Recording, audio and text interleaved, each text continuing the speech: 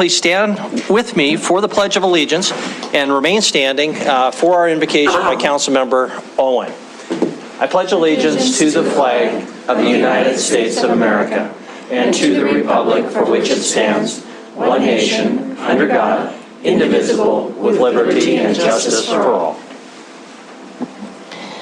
Heavenly Father, as we come together tonight, we begin by thanking you for your goodness and might, praising your holy name, and committing our hearts and minds to you. We ask your blessing on this council and our community. Be present with us tonight, Lord, in this chamber. Scripture tells us that if we lack wisdom, we may ask God, who gives generously to all without reproach. We humbly ask you, Almighty God, for that wisdom. We ask you to give us your eyes so that we may see the needs of our neighbors and embrace the opportunity to be instruments of your grace and love. We know that in our community and around the world tonight, there are people who are hurting and in need. Move our hearts to serve them.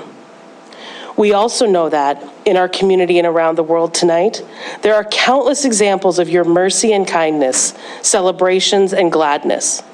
Let us remember to praise your endless love for your children and be glad for all the good that abounds on this earth. Help us, Father, to lead with wisdom and kindness. Bless the people of Ukraine and the global leaders who must confront evil. Bless those in our own community who keep us safe, who stand for the vulnerable and care for those in need. Call us each to serve according to your perfect will. Equip us all for the tasks that lie ahead.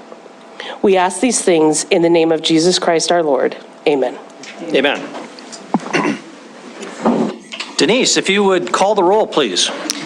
Yes, Mayor. Councilmember Shaw. Here. Gulick. Here. Neese. Here. Owen. Here. Joy. Present. Shariki. I'm here. Tidswell. Excused. Purington. Present. Boyette. Here. Repsis. Here. Mayor Cole. Here. Thank you very much. Our first item of business is our minutes of February 28th of this year. I know we had one correction from Councilmember Gulick. Councilmember Gulick? Yeah, I move that we adopt the minutes from February 28th, 2022 with one correction, item number 4, changing IMEG Architects to IMEG Corp. Second. Councilmember Gulick with the motion. Councilmember Neese had the second. Is that correct? Correct. Okay. Any discussion? Is there any discussion? Seeing none. All in favor of the motion, which is for approval, please say aye. Aye. If opposed, please say nay. Motion passes unanimously. Thank you very much.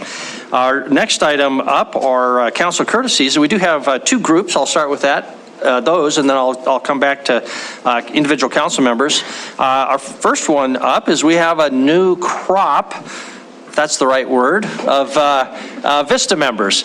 So if you guys would like to just come to the podium and tell us a little bit about your name and where you're working and maybe where you're from and anything else, that would be great. So come on to the podium and just line up there and tell us a little bit more about yourself. And then if you'd like a picture, we'll have you come right in front of the dais here and I'll try to stand behind you. So go ahead. Hi, thanks for having us today. My name is Kendall Robertson. I'm from Asheville, North Carolina originally. I'm serving my second term with the Billings Metro Vista project, so I actually started in August of 2020. Thank you. Second term with the BMVP, and this year I'm serving as the Vista project leader, so I'm working on recruitment efforts and legacy materials for the project just to document the work that we've done since its inception. So, yeah, thank you. Great, thank you. Hi, I'm Tori Dahl. I'm from Selinsgrove, Pennsylvania, and I am serving as an AmeriCorps Vista with the Coronavirus Response Initiative, which is housed within the Community Development Division of the city. So I am helping with any needs of the coronavirus. So I've helped with the vaccine clinics, have done a vaccine hesitancy survey. I'm helping with the Wi-Fi in the parks, and several other projects which are still to come. Thanks. Hello, my name is Lucas Terry. I'm from Portland, Oregon. I'm serving with Gratitude in Action here in Billings, Montana. They our thrift store that also runs 4 sober living homes. My project has been really to assist them in building the capacity to help people accumulate the spiritual, financial, and social capital that really help people achieve the rest of their lives in recovery rather than a few months. That's the mission of the organization. I'm also serving with Skylar, who is at Gratitude in Action. Some of the projects we've done in the past is stigma surveys to measure levels of perceived stigmatization, but I'll let her talk about some of the more current projects that we're working on. Great. Hi, my name is Skylar Pecci. I'm from Richmond, Virginia. I'm also working at Gratitude in Action with Lucas. So some of the things we're currently working on is a community assessment to assess more of the needs in Billings for our sober living and homeless and previously incarcerated populations. We're also working on volunteer outreach. If anyone wants to volunteer, let me know. Yeah, or knows anybody. We're working on things such as Pay It Forward, which is where we get our residents to give a handout for other projects going on in the community so we can show that they're good people and we want to break the stigma and all of that. Yeah, we have a lot of little projects going on. It's kind of just continuous, but I'm happy to be here. Thank you. Great, thank you. Hi there, my name's Tori Duffy. I'm also originally from Central Pennsylvania in the Selinsgrove area. I'm currently serving with Dog Tag Buddies, which if you're unfamiliar, we're a small nonprofit up in the Heights, and we pair rescue dogs or puppies most recently with veterans with traumatic brain injuries or PTSD, and we train them either to be well-behaved companion animals or service dogs. And personally, my project, I'm working towards getting them accredited with Assistance Dogs International, which is a premier dog training organization that is all over the country and is also an international organization. And through this accreditation, this would allow us to receive different benefits and more recognition from the VA, but also become the only dog training organization in Montana with this accreditation and also in the northwestern part of the United States. So thanks for having us today. Thank you. If you'd like a picture, guys, come on up. And why don't we just stand behind here? I don't know if you're going to be able to get, can you hand a phone to somebody, or Chris can, maybe you can snap one, and then, or Nicole? Yeah, great idea. Actually, we're going to switch it up. Perfect. We'll stand behind you. Okay. Yeah. We have a professional photographer on the council. You're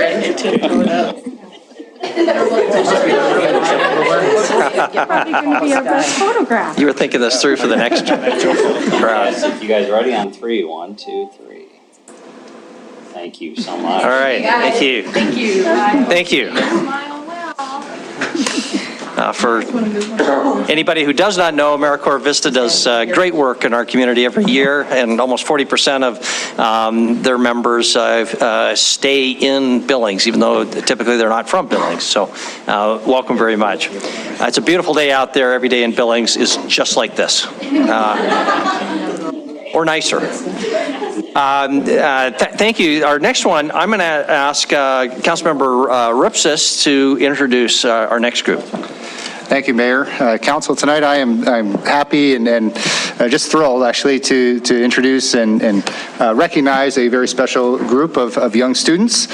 We have several students from Mrs. Warren's first grade class at St. Francis Elementary School come to join us tonight. They, this weekend, did a fundraiser, and I'm going to let Isabella tell you about it in just a second.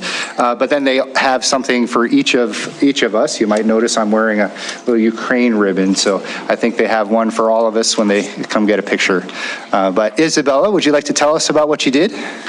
For people in other countries who's being bullied by a bad guy, taking their homes, foods, and money, so we're raising money to send it to them. That's very nice. And how much money did you raise? 2,572. Yes, exactly. $2,572. Yeah. So we want to thank their parents, of course, and Mrs. Warren at St. Francis and Ace Hardware for letting them hold their lemonade stand on Saturday. And they raised that all in 2 hours on Saturday. So wow, that's pretty amazing, and we wanted to recognize them. And we have some certificates for them, and if you want to come forward and give everybody their ribbons, and then we'll have a picture and we'll give you your certificates. Thank you. Thank you. Thank you. We have one person who's not with us, so, oh, you got another one? Okay, all right, thank you.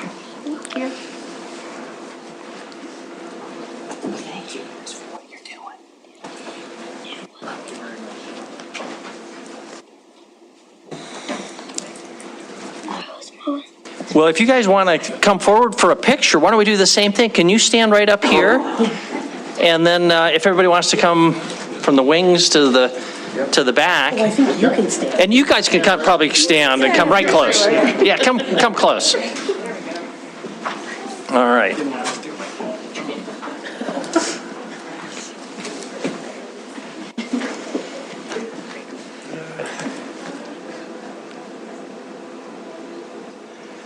You got it? All right. Thank you. Well, thank you, everybody. We appreciate it. And most importantly, the people of Ukraine appreciate what you are doing.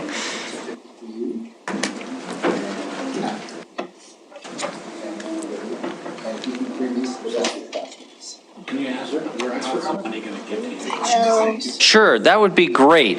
Let's cross-examine Isabella here for just a little bit.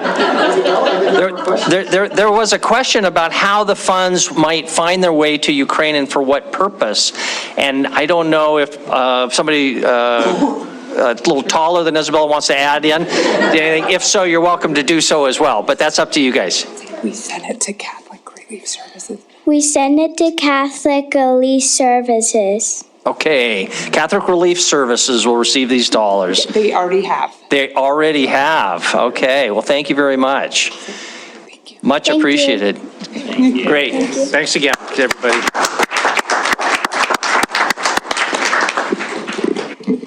All right, thank you. Back to council. Any other items of council courtesies this evening? Seeing none, we'll move on to proclamations. We do have two proclamations this evening. The first one is appropriately in favor of AmeriCorps Week. Whereas in 1963, President John F. Kennedy envisioned a national service corps to help provide urgently needed services in poverty areas. Less than 2 years later, President Lyndon B. Johnson made Kennedy's dream a reality by launching the War on Poverty and welcoming the first group of VISTA volunteers after signing the Economic Opportunity Act of 1964.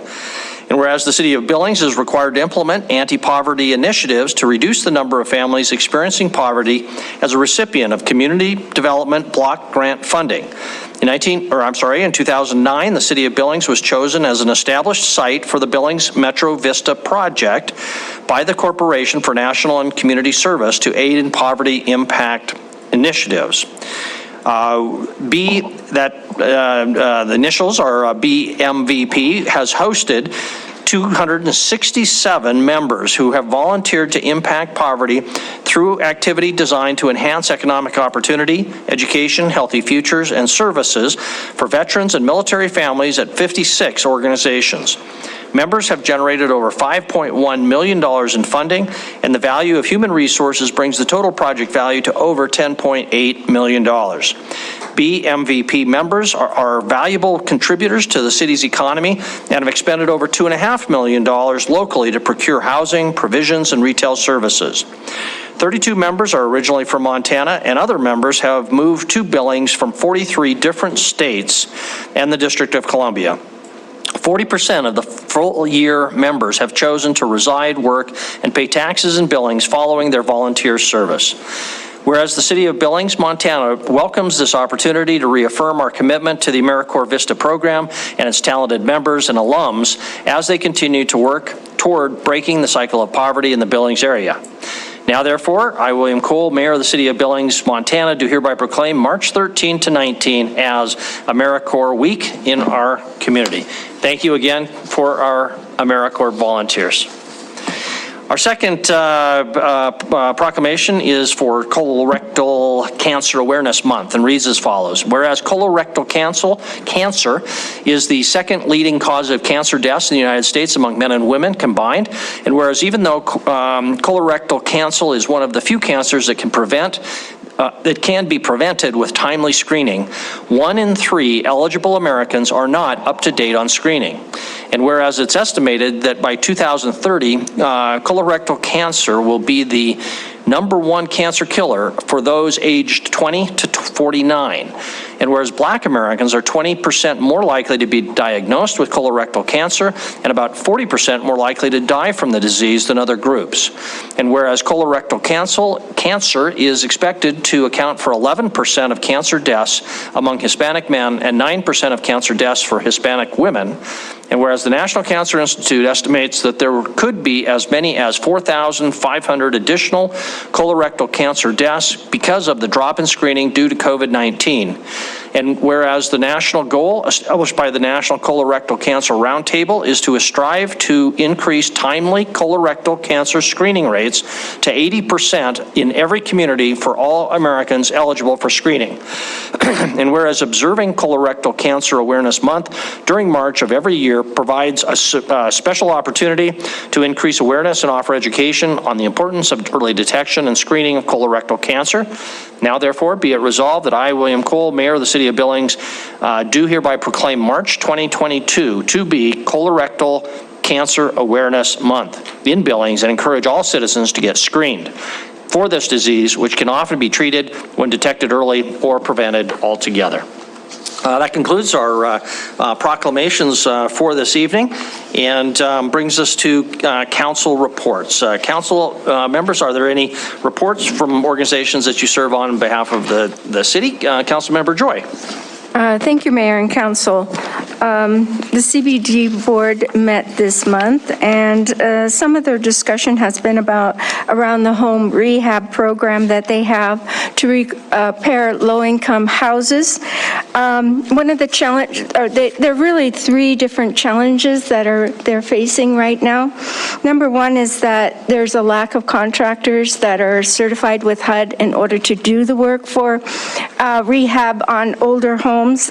The second one is the increase in materials and the size of the grant. So there are more applications for homes that have a lot of repairs that are necessary, and because of the increase in material costs, those grants don't go as far. Trying to recondition those homes and make them better. So there's discussion at the board on how best to look at this situation. A second part of CBD concerns is the first-time homebuyers program. Usually the homes that are found for the first-time homebuyers program are HUD foreclosures. There haven't been any foreclosures. So the lack of foreclosures is making it very difficult for homes to come up that they can bid on in order to turn into their first-time homebuyers program. So the housing situation conditions in Billings are impacting the ability of CBD, and I imagine many nonprofits and others from addressing housing needs. Very good. Thank you for that report. Any other council reports? Council Member Purington. Thank you. And this was not a committee that I serve on, but I had questions and was connected with FCC agents. And we had a teleconference this morning. Ms. Bailing was on it, Councilmember Neese, Councilmember Owen, and myself and the mayor. And also Deputy Attorney, City Attorney Stacey Tenney was on that. And it was meant to address some of the things that council can do in coming up with an ordinance regarding the locations of 5G, because we had some issues, or some council members had questions regarding private property rights and some of the other issues. So it was addressed, and I understand through council emails. I think some of us have more questions about it, and so I had requested for City Administrator Kukulski to possibly put that on a work session before the ordinance actually comes to council. So thank you. Thank you very much. Other council reports? Are there any other council reports? Don't see any. Our next item up then is our city administrator report. Chris, did you have anything for us? Yeah, it's just, again, wanted to say thank you for the time Friday and Saturday for all of you, as well as the staff and the retreat. Thought the time was definitely productive. And Karen and I met this afternoon. She had already shot me over the weekend kind of notes from the retreat, but this afternoon she produced the first draft of the priorities, and I suspect I'll be getting the quad draft from her in the next 24, 48 hours. And you'll see some of those come in some emails, because next Monday evening I will not be here, which is our next work session. So we'll get some work done between now and April 4th, which is the next work session, where we'll be able to hopefully finalize, what will be adopted sometime in April. So thanks again for that. Kind of going backwards, for the proclamation this evening, just as an FYI, you probably already knew this, but as with 1,000 employees plus families on our plan, it of course covers 100% of precancer screenings, which save lives and save money for the plan when you catch things early. So that's been something that's been going on for many years here in Billings and with most, I think, particularly self-funded health plans. Next up, actually that covers, I'm sorry, there was one other item, and that is one ex parte communication that came in after 3 today, and it was a gentleman who wanted to speak in opposition to regular agenda item number 7. That was Tom Hopman. And that's all that I have. Thank you very much. And that email is available on everybody's account, so hopefully people had a chance to see that. Okay, if that concludes that item, we'll move on to our public comment on non-public hearing agenda items. So this is your opportunity. If anybody is in the public, from the public, would like to comment on item 1, which is the consent agenda and all the sub-items there. 6A, 6B, or 6C, which are the issue of the waterline extension along the frontage road by the Torgerson property between Riverfront Park and generally the Western Sugar property, approximately. And then last, item number 7, the Portland Lou public restroom project. If you'd like to comment on any of those things, please come to the podium now and tell us your name and address, and we'll just ask that you keep your comments to 3 minutes. Is there any public comment in the room here? Nobody is coming toward the podium. And I don't know if we're even set up for public Zoom attendance now. Kevin, can you kind of comment on that? Yes, Mayor and Council, we are set up, and let me just double check here. We've got one attendee, but no hands up. Okay, and just a reminder, if we get to a point of public comment and you would like to comment and you're online, please use the raise hand feature, little yellow wavy hand, and that way we know that you would like to comment. Seeing no public comment then on non-public hearing agenda items, we'll close that element of public comment and move on to item number 1, our consent agenda. Are there separations here? Councilmember Neese. I'm going to separate item number 2. Is that? It's 1B2. 1B2. Sorry. Work order 2012 Optimist Park site improvements. Correct. Okay. Thank you. Council Member Tricky. Yes, I'd also like to separate 1B1, the Sabrera gravel streets. So noted. Any other separations? Councilmember Boyette. Mayor, I move that we approve the consent agenda items minus 1B1 and 1B2 as read. Okay, we have a motion and a second by Councilmember Shaw for approval of the non-separated items. Discussion. Is there any discussion on the remaining items? Councilmember Neese? Or questions for staff? Thank you, Mayor. I had emailed Debbie about 1C regarding the extension of the agreement for the Public Works. And I think I forwarded that email to the council members so you can take a look at that. I think there's a lot that on this item. I'm not going to contest this now. I think we need to move forward on this. But the whole issue of pay-as-you-throw, I think we need to have some public opinion and comments and a better work session. So I would encourage that to be brought forward to the council so that we can have some discussions on how we want to regulate trash. Do we want to do it by the pound or by the frequency, or how we want to do it? I think we need to have a lot more discussion and public involvement in this going forward. So thank you. Thank you very much. Any other discussion on the non-separated items? Don't see any, so proceed to a vote. If in favor of the motion, which is for approval of all consent items other than the two sub-items under 1B, please say aye.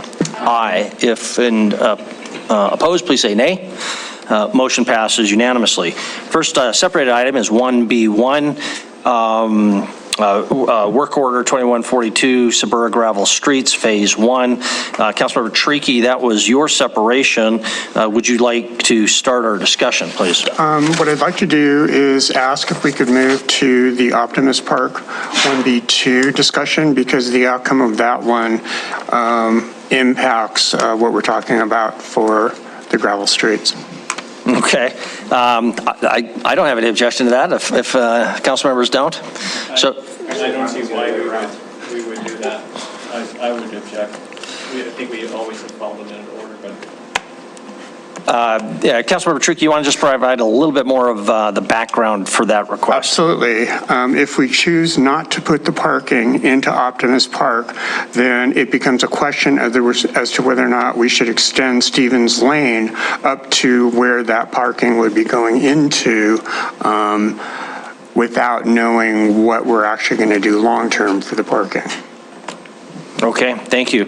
Yeah, I'm not sure we've ever had that issue of the order that we have to take separated items come up before. If anybody wants to make I'm just going to say that's okay. Not seeing any more objections. So 1B2 is the work order 2212 Optimus Park site improvements. Councilmember Neese, that was your separation. So would you like to either start with questions or motion, however you'd like to proceed? I'll start with a motion, then if you don't mind, I'll speak to the motion. I'll make a motion to approve this with the change to use TIF funds instead of Park District funds. That would be my motion, and it's kind of supported by the email that I had emailed all the council members. Okay. Okay, and go ahead and address your motion, please. So the reason I brought this up is for change was because I had taken a look at it. It's a small change. Granted, we're not stopping the project, but it is a 0.6% overage, and typically when you get an overage, you use whatever funds there are like this. And so, we all know Park District funds are pretty restricted and how they sought after for parks.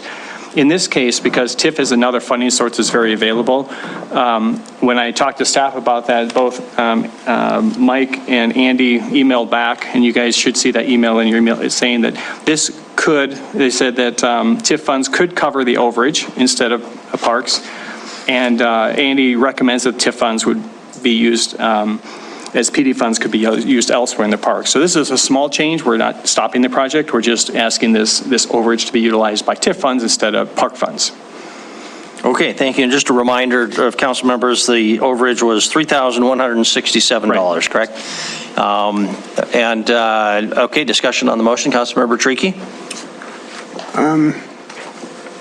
Director Whitaker, is there anything in this bid other than the parking lots? Good evening, Mayor and Council. Councilmember Cherokee, yes, restoration of the turf area around where the construction will happen. So it's a combination of putting the irrigation system back and seeding. That's all. So follow up to that. So if we didn't do the parking lot at this time, we wouldn't have to do the restoration at this time? Councilmember Cherokee, no. Okay, thank you. Councilmember Tricky, do you want to comment further? I'd like to make a substitute motion. I'd like to move that at this time we reject, that we do not award this contract and reject all the bids. I can speak to that right now if you want, or you want to wait for a second? Yeah, we'll need a second. So that's the motion, is to reject all bids. Is there a second? Councilmember Joy? Yeah. Okay, please speak to the substitute motion.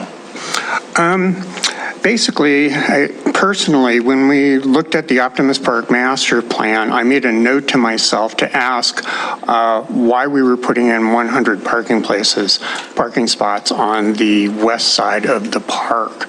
And I did not do that. And the reason I was going to ask that is because just the typical use of the Daily Park, I've never seen, unless there was a ball game going on there, I've never seen a crowded situation around that park. So I'm not sure that we really need that much parking as was defined in the master plan. And I think that we can come up with some, personally, I think that we can come up with some better options using some of the undeveloped streets that are right around there and just kind of finishing those streets out and putting additional parking along there. So that's the rationale. And I apologize to staff. I had meant to bring this up before you went to all the problems of putting this out to bid, but I forgot to do it. Okay, discussion of the motion. I saw Councilmember Nice's hand and Councilmember Rupsis. Mayor, question to Mike about the parking lot. As far as the design and 100 spaces of cars, but that could be redesigned for bikes and electric vehicles, or kind of like the library has special parking spots for certain vehicles, things like that. Do I understand that correctly? Or are you planning on putting just parking of vehicles, automobiles there, and that would be all you would be parking there? Well, Councilmember Nice, the main purpose of the parking lot is to accommodate this. Right now, there's a event shelter that's under construction, and this parking lot here is mainly to accommodate the number of people who would be using the shelter. This parking lot over here would accommodate youth baseball. But as of right now, there's no special amenities designed in those parking lots for bikes. Thank you very much. That helps a lot. Okay. And Mike, just to clarify, so the 100 add up to those two new facilities on the bottom end. Is that correct? Mayor, I believe 100 includes both the aggregate of both parking lots. Okay. Councilmember Rupsis? Thank you, Mayor. Mike, how large is that event shelter? What's the capacity intended? Councilmember Rupis, we expect that we would have approximately 100 people at an event at that shelter. All right, thanks. If I could comment. Sure, please. All right, so I'm planning to support the substitute motion, and I will oppose, I expect it'll probably fail, but I will oppose the eventual approval of these parking lots for three reasons. One is the volume of activity at this park simply does not justify this right now. Someday it may, I hope it does. There are a lot of amenities that we need to put into this park, and I think when we do that, we may support the volume necessary for the extra 250 spot lots. But right now, I think it's not necessary. Secondly, it's not a good use of taxpayer funds, in my opinion. We've got $500,000 here to put in two lots that are unlighted, and it costs us $180,000 to put in a 100-spot lot over at Centennial. It's not, I mean, I know things are more expensive now, but this seems to be way out of whack. And finally, I think it's a big public safety issue. These are two lots in the middle, at the end of dead-end streets. Well, actually, I'm sorry, Ryan isn't a dead end. It intersects with Stevens there, but there are two lots in very out of the way areas that will not get much traffic. This is an area that's already known to have a lot of kind of transients and nefarious elements in it already. And I think putting these lots there in places where police don't even, tend to drive by on a regular basis without going out of their way, I think it invites more trouble than it's worth at this time. I like the master plan. I think someday we will have this completely built out, but I think right now the parking lots are not justified. Thank you. Thank you very much. Councilmember Purington? So just as a question, Mike, the ones on the left side, what direction is that of the park? Is that east? Okay, I don't know. Okay, this is west. I apologize This one? for how the map is noted, but this is west here. That's north, so, okay. This is north. Okay, so on the side, then the west side, where the parking lots would be going, this side. This side over here? Is that west? Yes. Okay, thank you. So would that just be on-street parking then at that point? As of right now, Stevens is basically an alley that goes all the way down to here. So it doesn't go completely through. Okay. So what would the, sorry, Mr. Mayor, if I may. Yeah, go ahead. So what is the expectation of parking other than putting in the parking lots? Where would the expectation of parking be? Councilmember Purington, as of right now, this lot over here would definitely be open. This would probably only be used during baseball season. So there's, I think, around 135 parking slots through here. Also Hallowell, extensive parking through there, and the side streets. Anything further, Councilmember Purington? Well, I'm just, where that shelter is, I know that's a big park to be toting all your stuff over there, so I'm concerned, how would you even use the shelter if you don't have a parking lot relatively close? Say, It's not that far. you're younger than I am. Okay, Councilmember Owen?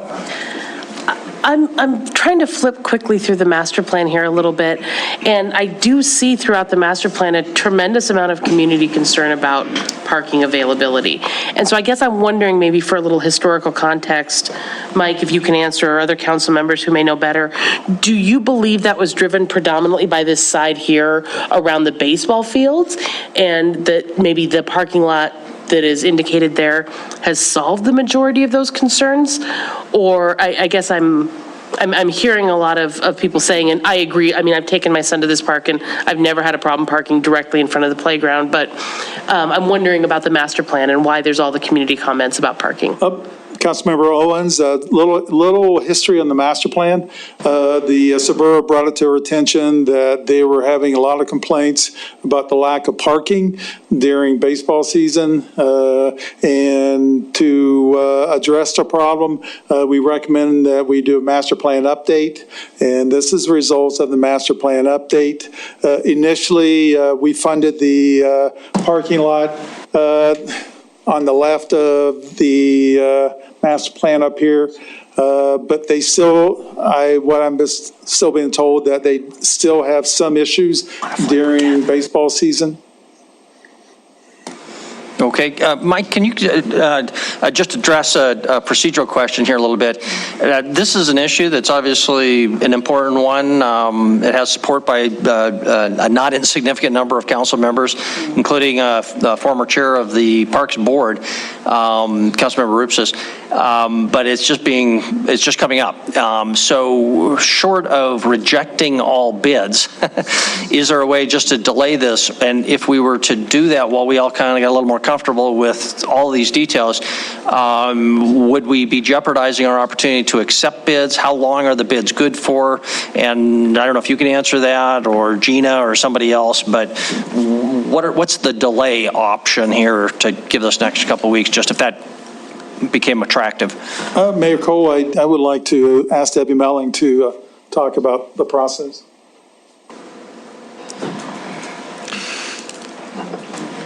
Thank you for the question, Mayor.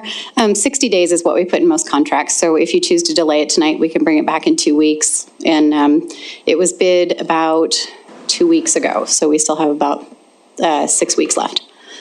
Okay, thank you very much. Councilmember Gulick, I think, and Councilmembers Neese and Councilmember Shaw, did you have your hand up? Yes. Okay, thank you. Director Whitaker, I guess it's just a couple of questions this brings up for me is to what extent is Optimist Park kind of a neighborhood park where, you know, you don't have kids driving there necessarily, but you would have versus a more regional park where you have baseball, so you have, perhaps you do have a league where people are driving there. I guess that's the first question. Yeah, and I think I'll follow up after that would be helpful. Okay, Mike? Councilmember, we consider Optimist Park more of a community park versus a neighborhood park. So it's more of a destination park. So the stay at this park would be roughly 2 to 3 hours, unlike around an hour and a half at a neighborhood park. Thank you, Councilmember. You had a follow-up to that? Follow up. Director Whitaker and I were sat next to each other during the retreat and we were talking about actually subdivision regulations, and this is actually a park that lesson learned in terms of because it has street access not on all sides, or is only actually one real side, it doesn't have as much of the on-street that you'd like to see, but it is, I also am very sympathetic to I would like to have as much on-street as possible, but anyhow, I guess the lesson that I learned is going forward when we do our parks, we want to make sure that they do have parking on-street parking on more than one side. And maybe I just answered my question. Okay. All right, thank you. Councilmembers Neese and Shaw? Thank you, Mayor. I have a question for Mike, and I want to get Chris's input on this. Mike, when was the master plan approved by the council? Councilmember Neese, I'm thinking probably 2017, something like that. It was fairly recent then. Fairly recent, yes. Okay, thank you. And thank you very much. And then, Mayor, yeah, go ahead. Chris?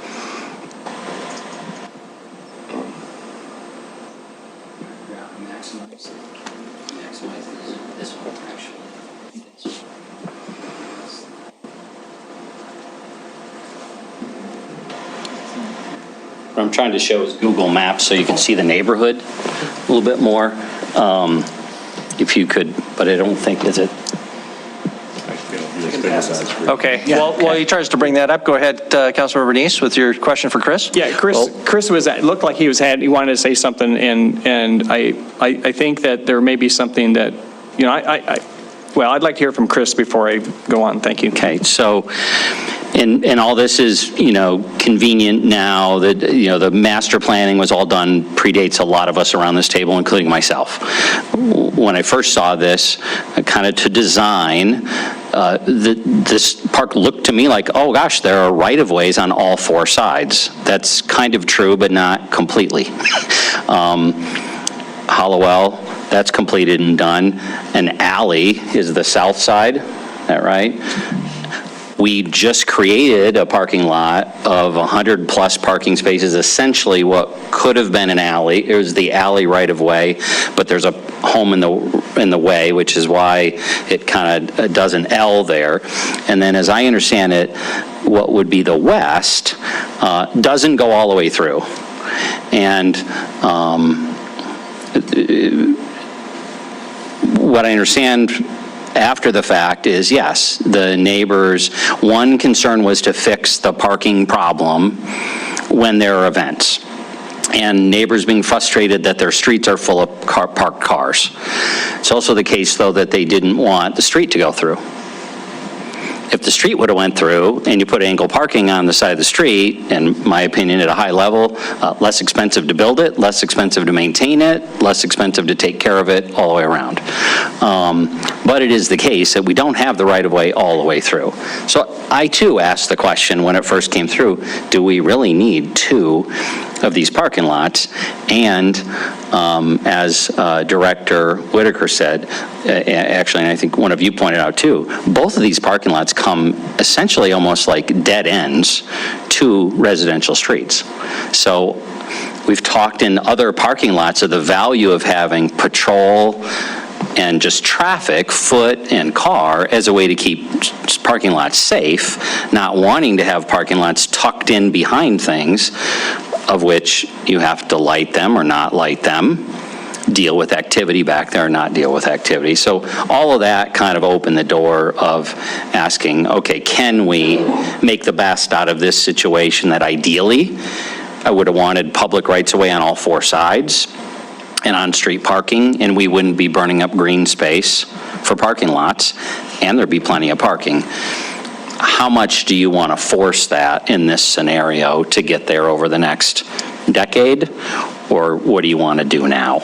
And that really was kind of the baseline of information I thought was important to have in this context. Okay, thank you. Councilmember Neese, did that address what you wanted to ask Chris? It did. Thank you, Chris. And if you don't mind, I'll just say I won't support the substitute motion. I think that the master plan was done fairly recently. There is a lot of public input during that process. I think that the citizens, got what that was approved, and just you're 5 years down the road now, and for us to change it, unless we're going to modify or change that, have an update to the master plan, then I think that we should move forward with this. The TIF dollars are there, and the people have spoken as far as what they want. I think we should follow through.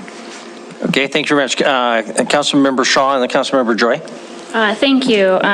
So this is hopefully a quick one because Chris answered some of my questions, and I'm not asking for an exact number, but approximately how many people could park on the streets around?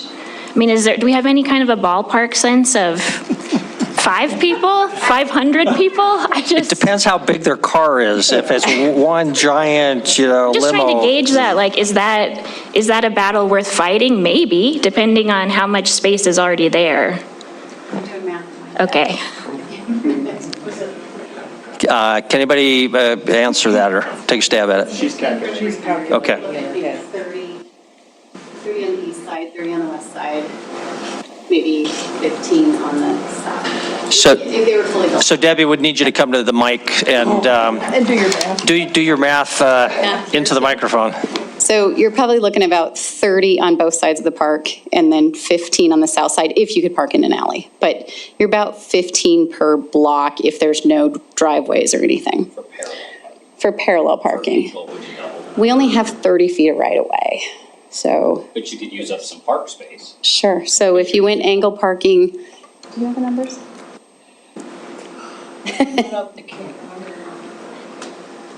So you're probably going to add another.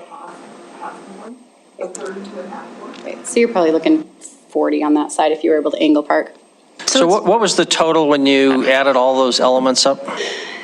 So Hallowell already exists. So are you talking about just on Stevens and then the south side? So if you went on Stevens, it'd be 30 cars. If you went on Hallowell, it'd be 30, so 60, and then maybe 15 on the south, so 75. So roughly 75, Councilmember Shaw. If it was all built out. Councilmember Shaw, you have any follow-up on your? Yeah, so I'm thinking, so that's getting pretty close to the number of parking spots that would be put in. I also don't love the idea of eating up green space, but I understand obviously the need for parking. So that's what I was trying to gauge, is that I guess this is a question for the two of you, but would you recommend looking at some kind of option where we do take some of the right-of-way from the park, but do angle street parking instead of having 2 parking lots? There's 2 things you'd have to do. One is obviously build the road, which you might have to do anyway to access these parking lots. The other thing you'd have to do is get right-of-way from the north end. There's 2 properties that don't have any right-of-way through them. Likely that would be difficult in your conversations to get that right-of-way. So you'd have to construct that road and get right-of-way. You could certainly do it.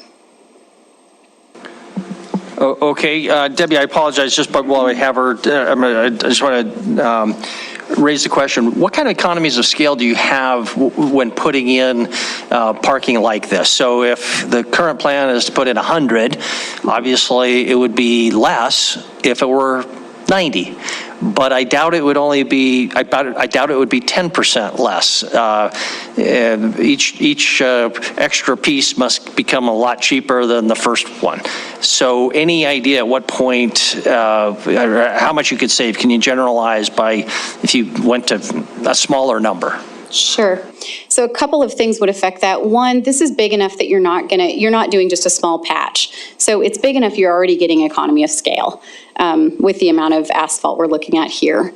If you cut that in half and had more curbing for the number of spots that you had, then that number is going to go up per spot because, of course, the curbing is more expensive and that sort of thing. But as far as asphalt goes, with the amount of asphalt you have here, you could probably cut it in half and get pretty close to half, not quite. But yeah, this isn't a small amount, so. Okay, so you're saying you save a lot or a little if we reduce the number? It would be pretty close to percentage-wise. I mean, if you did half the size, you're going to pay a little bit more than half. Okay, so it's roughly proportional. Really change it. Roughly proportional. Yep. Okay, thank you. Councilmember Joy? And Councilmember Owen? Thank you. Thank you very much. I go past this park, and I've been to this park many times, and the parking, I've also heard constituents talk about parking during baseball games. If you'll note, the parking lot that's close to those fields also has foul balls that fly over the fence. So a lot of people do park on the street just because of the position of the parking lot and the foul balls. But I'm going to support the substitute motion because if you've ever walked on the back of that park, I guess I'm talking to the north, I'm not sure. You have all that green space. That's a very, very dark area. I would not go to a parking lot on the back side of that park. It is not, there are very few houses over there. The long buildings that you see are businesses where there's nobody looking out the back of a building. That's a very long distance, and as you go, as you continue up, it feels kind of rural because there aren't any people on, excuse me, any people on the streets. I don't think that even with lighting, I have seen cars that are in the other parking lot that have been there for some time. So I would say this park is a little bit, not with the baseball fields, but I'd say it's a little bit like Veterans Park. Veterans Park does not have parking on all sides. If you want to go to the shelter, you haul your barbecuer because you cannot get there, but hauling your barbecuer, I would say Rose Park. Rose Park has parking, but at most events when they're swimming, they're up and down all of the side streets because people are parking to get to the swimming pool. If you want your barbecuer, you haul it. So I really don't see this much different than a lot of the parks that we have. There are a lot of them that do not have parking on all sides, and I don't think that parking on that back side of the park will be safe, even lit, because of the lack of people and space that people would actually walk on or be close to. So I'll support the substitute motion. Thank you. Okay, thank you, Councilmember Owen. A question for Director Melling. I wanted to ask a couple of questions about the underlying bid itself. The recommendation here is to, well, one of the options is to accept this bid that's the lowest affordable, but it's a lot lower than the other three. So I'm curious as to what the authority is for change orders. Is this a possible lowball up front with multiple change orders later to get it back up to the price? And then was it your intention, had the bids been more reasonable, because I agree, these are eye-popping numbers, would you have included the bid Schedule C for lighting as well? Was that the original intent? Yeah, so Councilmember Owen, let me answer a couple of those. First, the engineer's estimate for the amount of asphalt and concrete in this was about $400,000. The base bid was $432,000. So it really isn't that far out of what we expected. it's a lot of asphalt, and it's a pretty good size area. So we knew the bids were going to be somewhere in here. I do not think the low bid is unreasonable. What we're hearing from almost every contractor is they're just so busy. As you'll see on the 28th, we have several bids we're rejecting because everyone's so busy that they can't even give us bids. So I would say a lot of those 2, 3, and 4, those were probably due to a lot of capacity issues for contractors. And then as far as lighting, that's your call. Hang on, before you actually did not answer the question that I asked, which is, what's the authority under the bid if awarded for change orders after the fact? So we write a contract for all of these, and they have to bid that contract. If they come in on anything that wasn't in the contract, we look at a change order. We've done a lot of asphalt, we've done a lot of concrete parking lots, that kind of thing. It would be pretty hard to find something in here that would be a change order. Thank you. Mike? Councilmember Owens, as relates to lighting, we bidded that as an additive alternate because we knew that we would have a question of how much it would cost to light the parking lot. That's why we bidded it as an additive alternate. Okay, thank you. Councilmember Gillick. I guess this is more just a statement. I don't have a question, but it seems to me that a parking lot that's just used created for a peak condition, that's used kind of just for one season of the year, for a couple of days of weekends or something like that, or 4 weeknights, I guess, but is not the best use of our taxpayer resources. I realize that what is being proposed is TIF rather than parks. I mean, if it were parks, I would definitely be very dead set against it. But TIF, I think I'd rather see it go towards a rec center or something like that. I'm a little squeamish in terms of going against a master plan. I usually find them to be something there's a process, and that's something that I don't want to just rule from the bench, so to speak. But I think there is requesting parking, like everybody would like to be able to park right in front of where they want to be. But sometimes it's actually good. Active transportation, walking a block or so can be a good thing. And I think for a peak condition kind of parking lot, I think I'll support the substitute motion. Okay. Procedural question, and then Councilmember Ripsis for Gina. Gina, I don't believe that a substitute motion is an order to a substitute motion. You can look at that or think about that, but if that's the case, and there was a desire to delay this, just to look at these issues better, would the correct procedure be to vote down the substitute motion and then bring the motion to delay? And if you want to look at that, or you can comment now, whatever you want. Mayor, a motion to delay is appropriate any time, so that could be voted on. But you're correct in that a substitute motion cannot be another substitute. Okay, so a motion. Did I say that right? So a motion to delay would be not to delay the substitute motion, but the whole item, and you would start from scratch if that was approved. Is that correct? Yes, it's my understanding that is an appropriate motion at any time. So I'll confirm, but that's my recollection. Okay, and at some point I'm going to ask staff just to comment on the possibility of delay if you see downsides to that or upsides. Councilmember Rupsis. Yeah, thank you, Mayor. Just real quickly, I want to make clear that I'm not against the master plan. I'm perfectly fine with the master plan having these parking lots. I just don't think they're justified right now at the out of whack costs that we're experiencing and without the volume of demand at the park right now. I would like to point out that Stevens Avenue, as part of 1B1, is supposed to be paved up to Ryan, which will give us a number of on-street parking spaces anyway.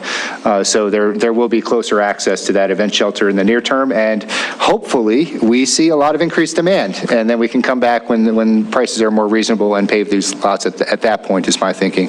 But again, I'm not against the master plan. I'm not trying to overrule the master plan or overrule public opinion. I just don't think this is the right time to be doing this. Thank you. Okay, thank you. Councilmember Boyd, you didn't have your hand up, did you? No. Okay, Councilmember Trickey.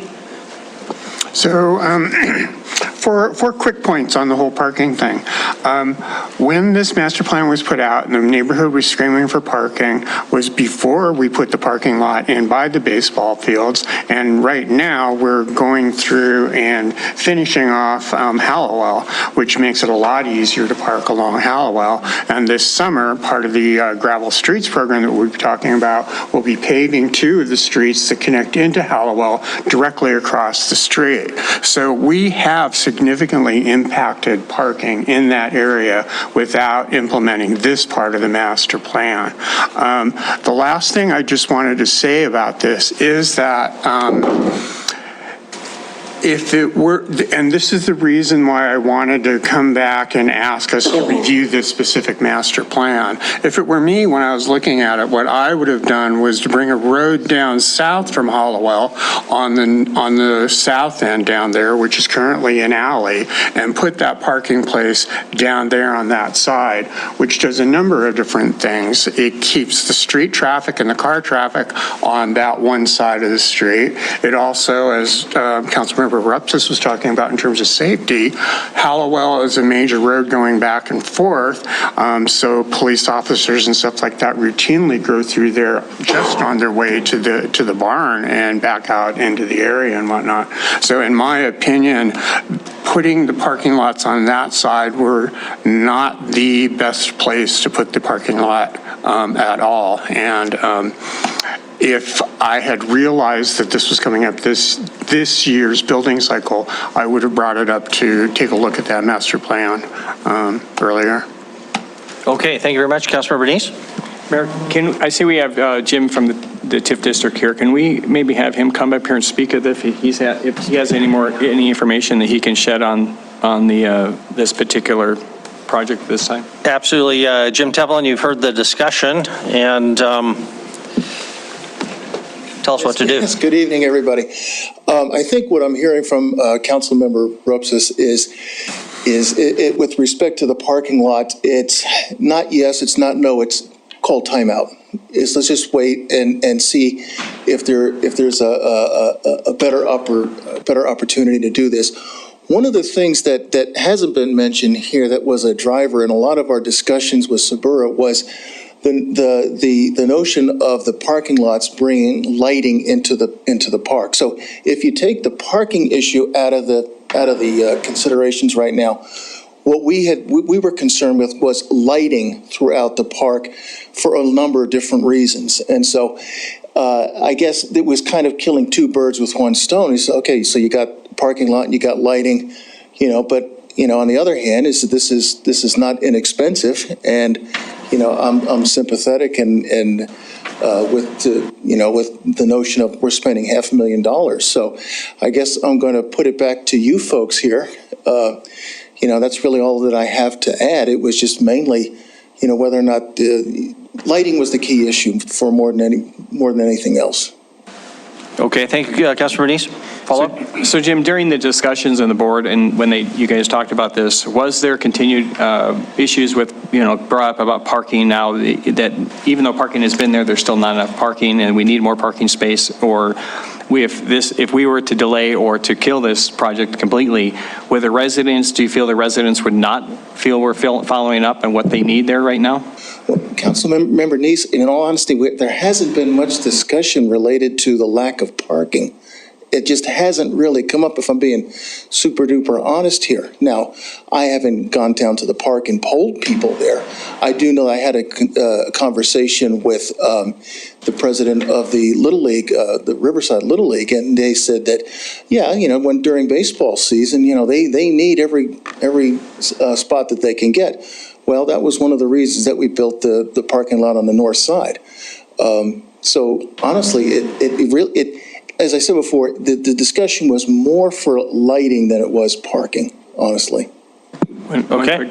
So go ahead. So if we 86 this project and you get no parking, no lighting, is that satisfactory to the? I'm sorry, one more time. If we 86 this project and don't do parking or lighting, is that what the board is okay with?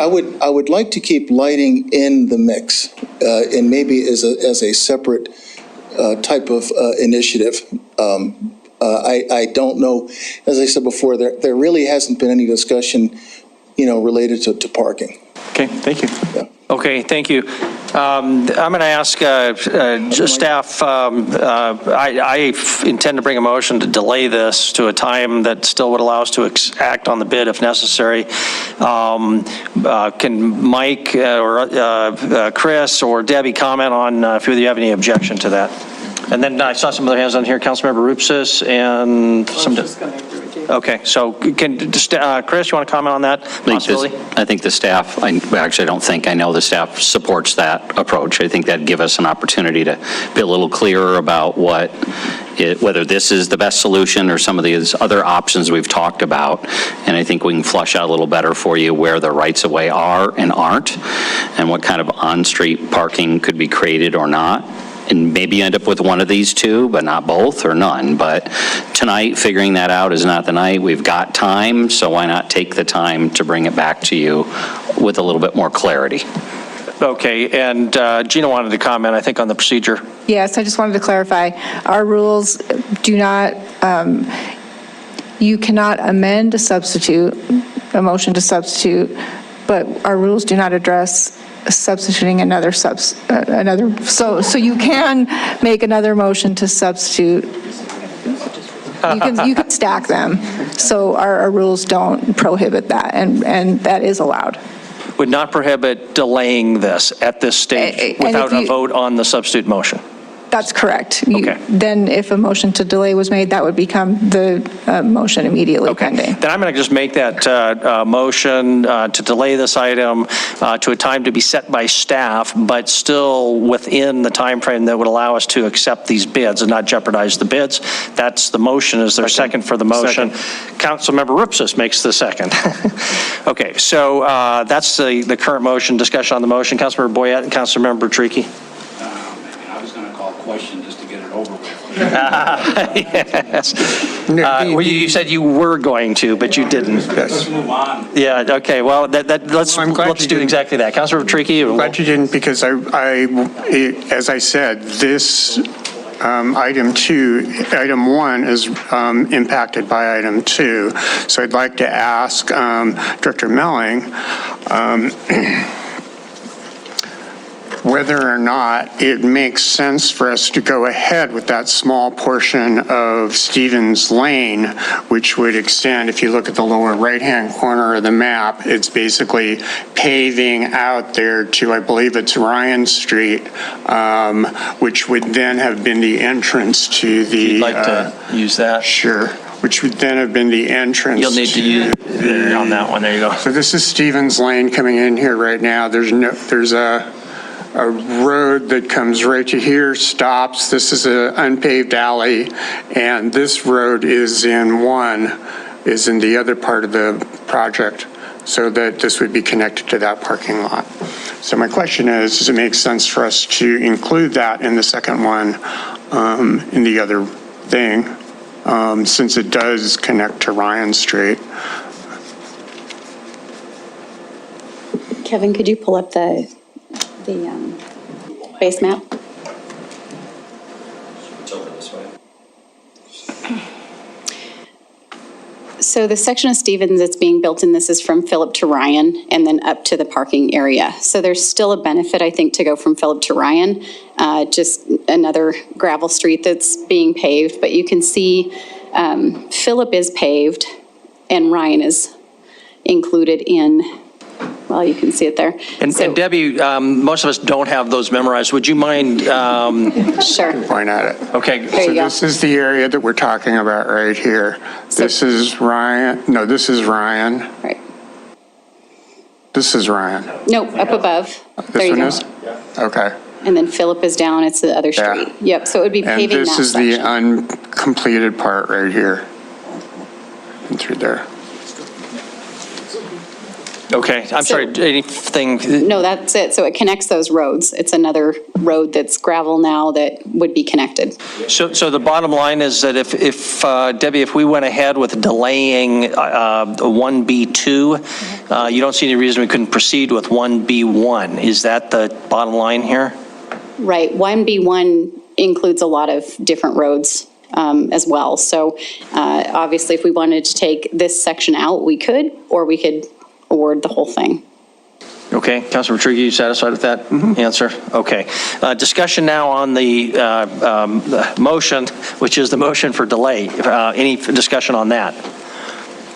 Councilmember Ripsis and then Councilmember Purington, and let's move to a vote. We've got to move on. Thank you, Mayor. I'd just like to point out that lighting was not included in the bid that we were given today, so that I hope the plan that comes back addresses the key point that Mr. Tevlin raised, which was lighting is most important throughout the park. Mike, you want to comment? Mayor Cole, I just want to touch on lighting. We decided to light the event shelter, the same principle or same way we light the gazebo at South Park. If you light the shelter itself, the police can really see if there's any activity going on in the shelter. So we decided to go that direction on the shelter. So, Mike, just to clarify, though, that's included in the base bid, but there's no lighting on in the parking lot itself. Is that correct? That's correct, Mayor Cole. Unless we adopt add alternate C. Right. The lighting on the shelter has already been funded. The lighting for the parking lot was a additive alternate, and we're not recommending it. Okay, it's $35,980 additional. Okay, Councilor Purington, and then let's move to a vote. I was just trying to find out, when are they doing, what is it, 2A, or 1? 1. When are they doing 1? Do you know when that's going to take place? The gravel streets? The construction portion, if it's awarded tonight, it'll be about a month before they can get started. So it'll be this summer. Okay, perfect, thank you. Okay, Council, you ready to vote? Okay, again, the motion is just to delay based on staff's discretion to come back to another business meeting, but not out so far that it jeopardizes the existing bid if their recommendation is still to accept those bid or one of those bids. Motion clear? Okay, if in favor of the motion, please say aye. Aye. If opposed, say nay. Nay. Motion passes. Councilmember Tricky voting in the opposition. Everybody else in favor. Thank you very much. I wish I could say we were done, but we're not. Okay, back to the second separated item, item 1B1, the gravel street paving. And Councilmember Tricky, I believe that was your separation. Is that correct?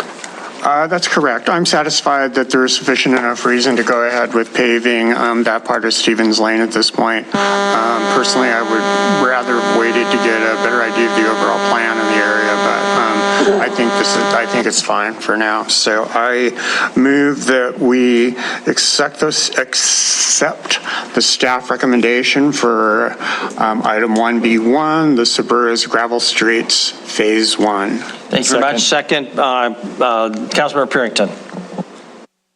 Okay, discussion on the motion or questions for staff. I have a question for Debbie. We've taken out Morgan and Ryan until the next year, probably.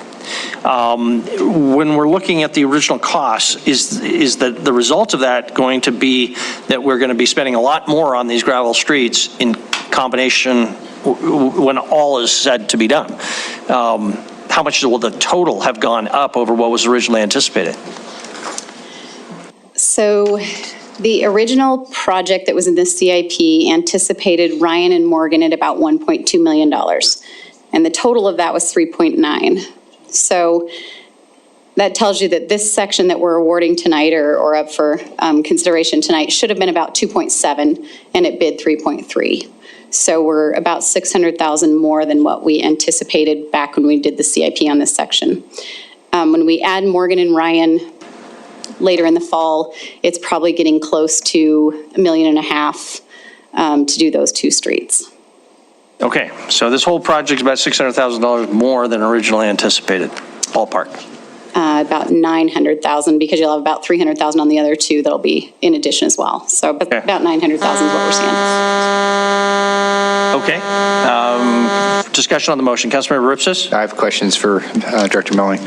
The first time I've been through a roads vote, these numbers are just, I can't believe it. $3.3 million to pave and to finish 0.85 miles of road.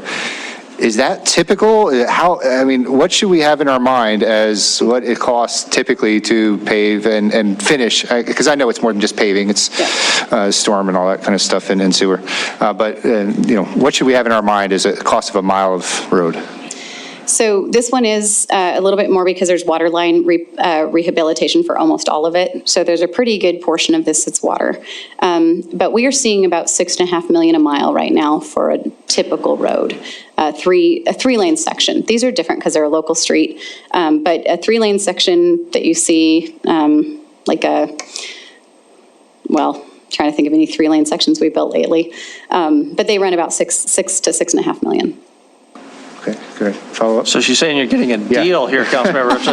But these aren't three-lane roads. Right, this is 2 lanes. So, go ahead. If I could follow up, yeah. So in this case, we're finishing roads where the neighborhoods are all built. We're not getting any new economic development out of this. The ROI must be, hundreds of years on this kind of thing. We're paving Mitchell Street, which is a dead end, and as far as I can remember from the Jackson Court subdivision, didn't even depend on Mitchell Street being paved. So I'm curious, what kind of design alternates did we look at here to save costs? Maybe we don't have to do full 34-foot wide roads, or how are we saving money here for something that's going to have no economic return to it?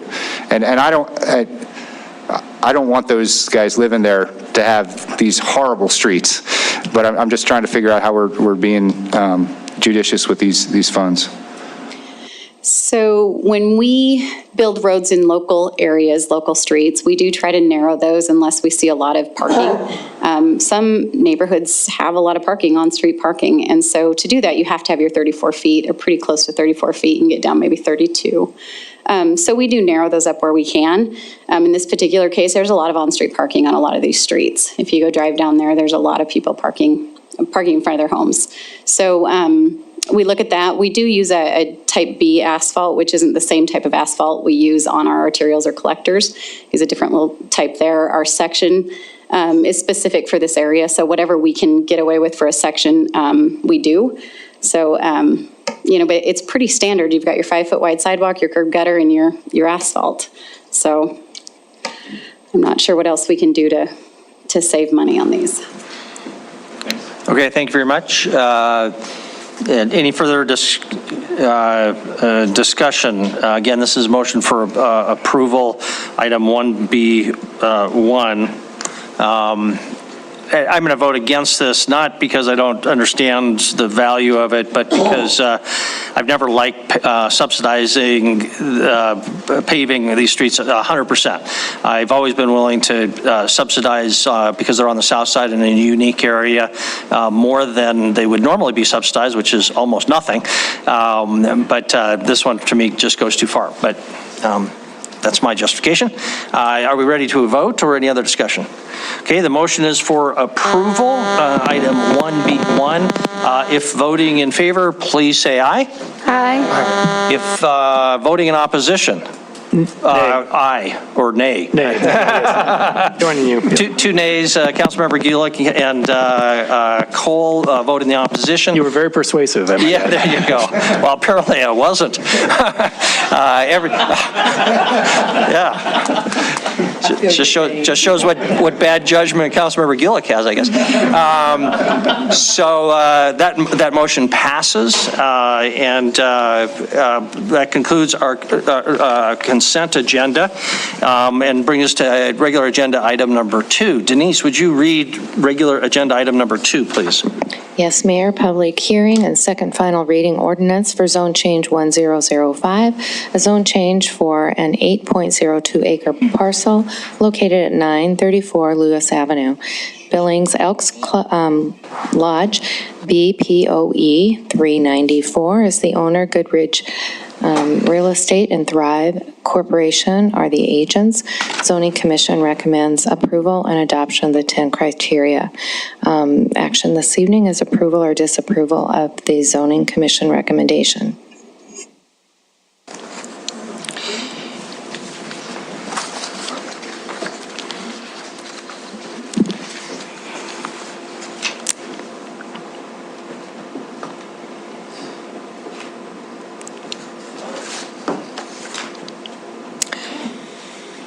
Okay, our zoning coordinator, Nicole Cromwell, is our presenter this evening. Nicole, welcome.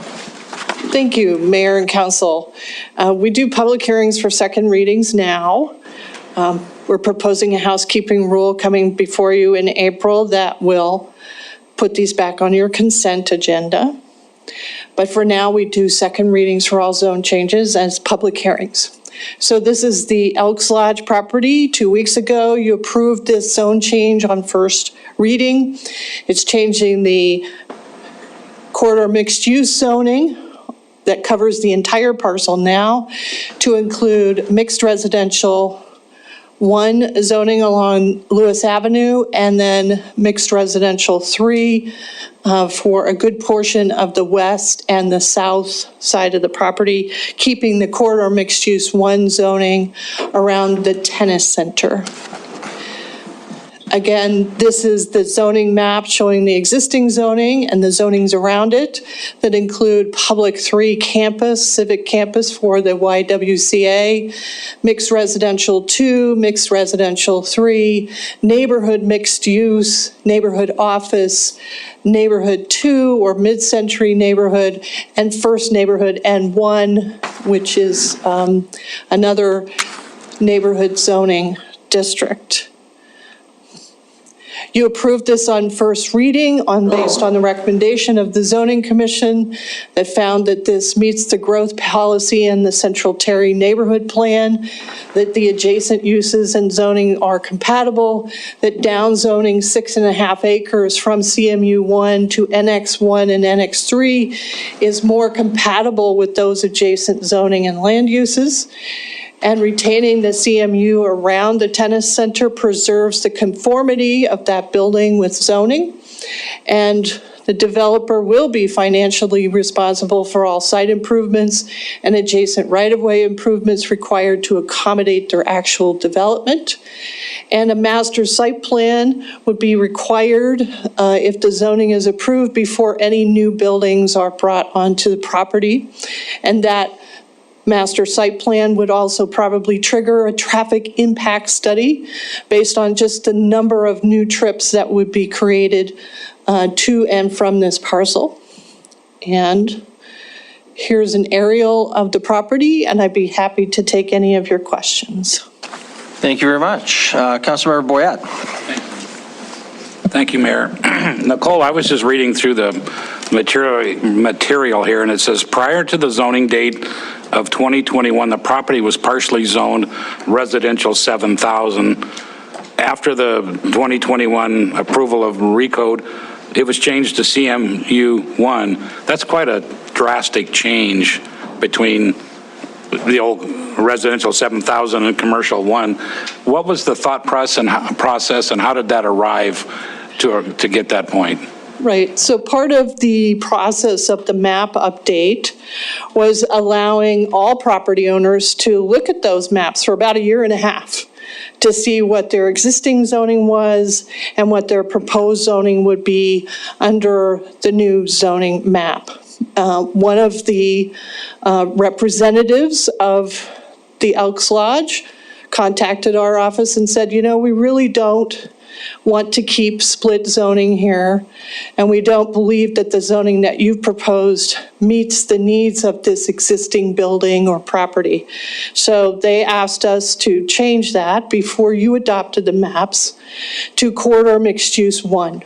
And that was approved as part of the map amendment by the City Council last year.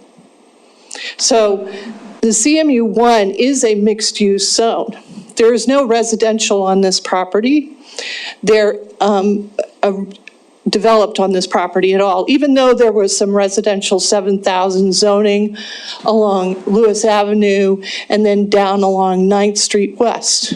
The reason the tennis center is set back as far as it is from 9th Street West was because that was the edge of the community commercial zoning. That tennis center could not have been built on the residential 7,000 zoning. So they moved it as far as they needed to move it to the west. So since there was no existing residential development to zone on the property, And there was a request from the property owner. We did as they requested, and it went through the public process. Corridor Mixed Use 1, yes. You know, it seems a little out of place for this property, but it's what the property owner requested. And it seemed to fit with that particular corridor and what was developed on that property. A large tennis center and an event and gathering spot that has a liquor license. So that's why. Okay, thank you very much. Councilmember Neese? Thank you, Mayor. Nicole, you mentioned that the property owner came to you during the recode and said what you're proposing doesn't fit their use. Do you know what you were proposing at the time? I think at the time it was shown as all neighborhood office, which also would have made the tennis center non-conforming and the Elks Lodge non-conforming. So the whole property would have been non-conforming under that zoning. So just, Mayor, a quick follow-up. Go ahead. So it was zoned R7000 and R, whatever, it was residential along the north and the east. And right. So this parking lot and then down the side. So your recommendation actually had proposed to change it to neighborhood office, not to like N1 or N2 or anything like that? No. I see. All right, thank you. Okay, Councilmember Purinton and Councilmember Rupsis? Thank you. And so, Nicole, in changing that with the property owner wanting to change that, because I believe the Elks Club has been on for sale for at least 2 years, if not longer. So I'm wondering about the efficacy of getting it into that CMU1 in order to proceed with buyers, maybe. I don't know if you have any. Okay. Perhaps. Okay. They wanted a better market position for the property. And the other issue, as I keep studying this, I look at that CMU1, and I go to the Elks often enough that I know that they've got that, it's on a hill, basically. But you've got quite an area there that I think the neighbors, because what are they, N2s across the street on 9th? That they could still put something in there that maybe the neighbors wouldn't want, and it would be allowed because it's CMU1. Is that correct? Right, the existing zoning has by right uses, has special review uses. No use can just be built without mitigating potential impacts. And we do that through our development regulations, both zoning and engineering and site development and building, stormwater control. All of those are done for every project, regardless of where it is and what type of zoning is on the property. Oh, okay. I got to go back further to go to the zoning map. Yeah. So right, there's neighborhood 2 on the north side of Lewis, neighborhood 2 on the frontage of Lewis, but then first neighborhood further south on 9th Street West.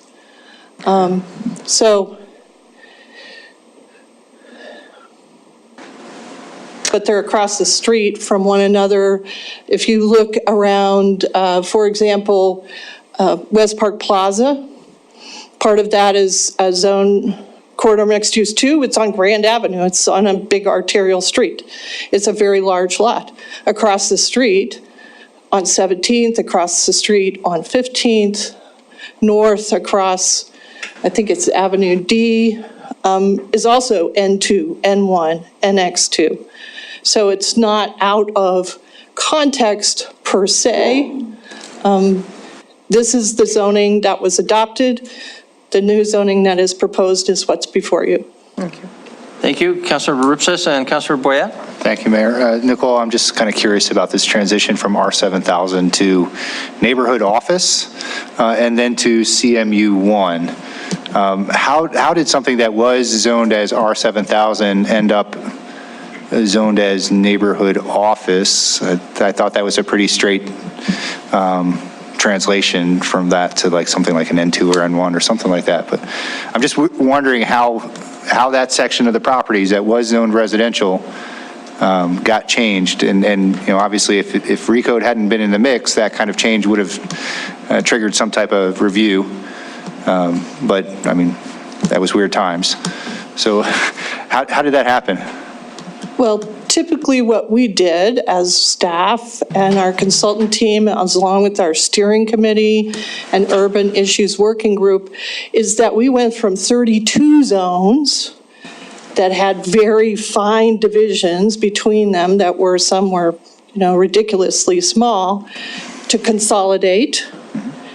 We also wanted to make sure that we were putting the right zoning for the right land use. So the portion of this property that was zoned R7000 was a very large parking lot.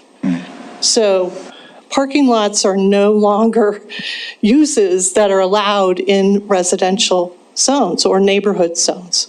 So in order to pick a zone for that, the neighborhood office zone matched the neighborhood office zone on the corner of Lewis and 10th Street West.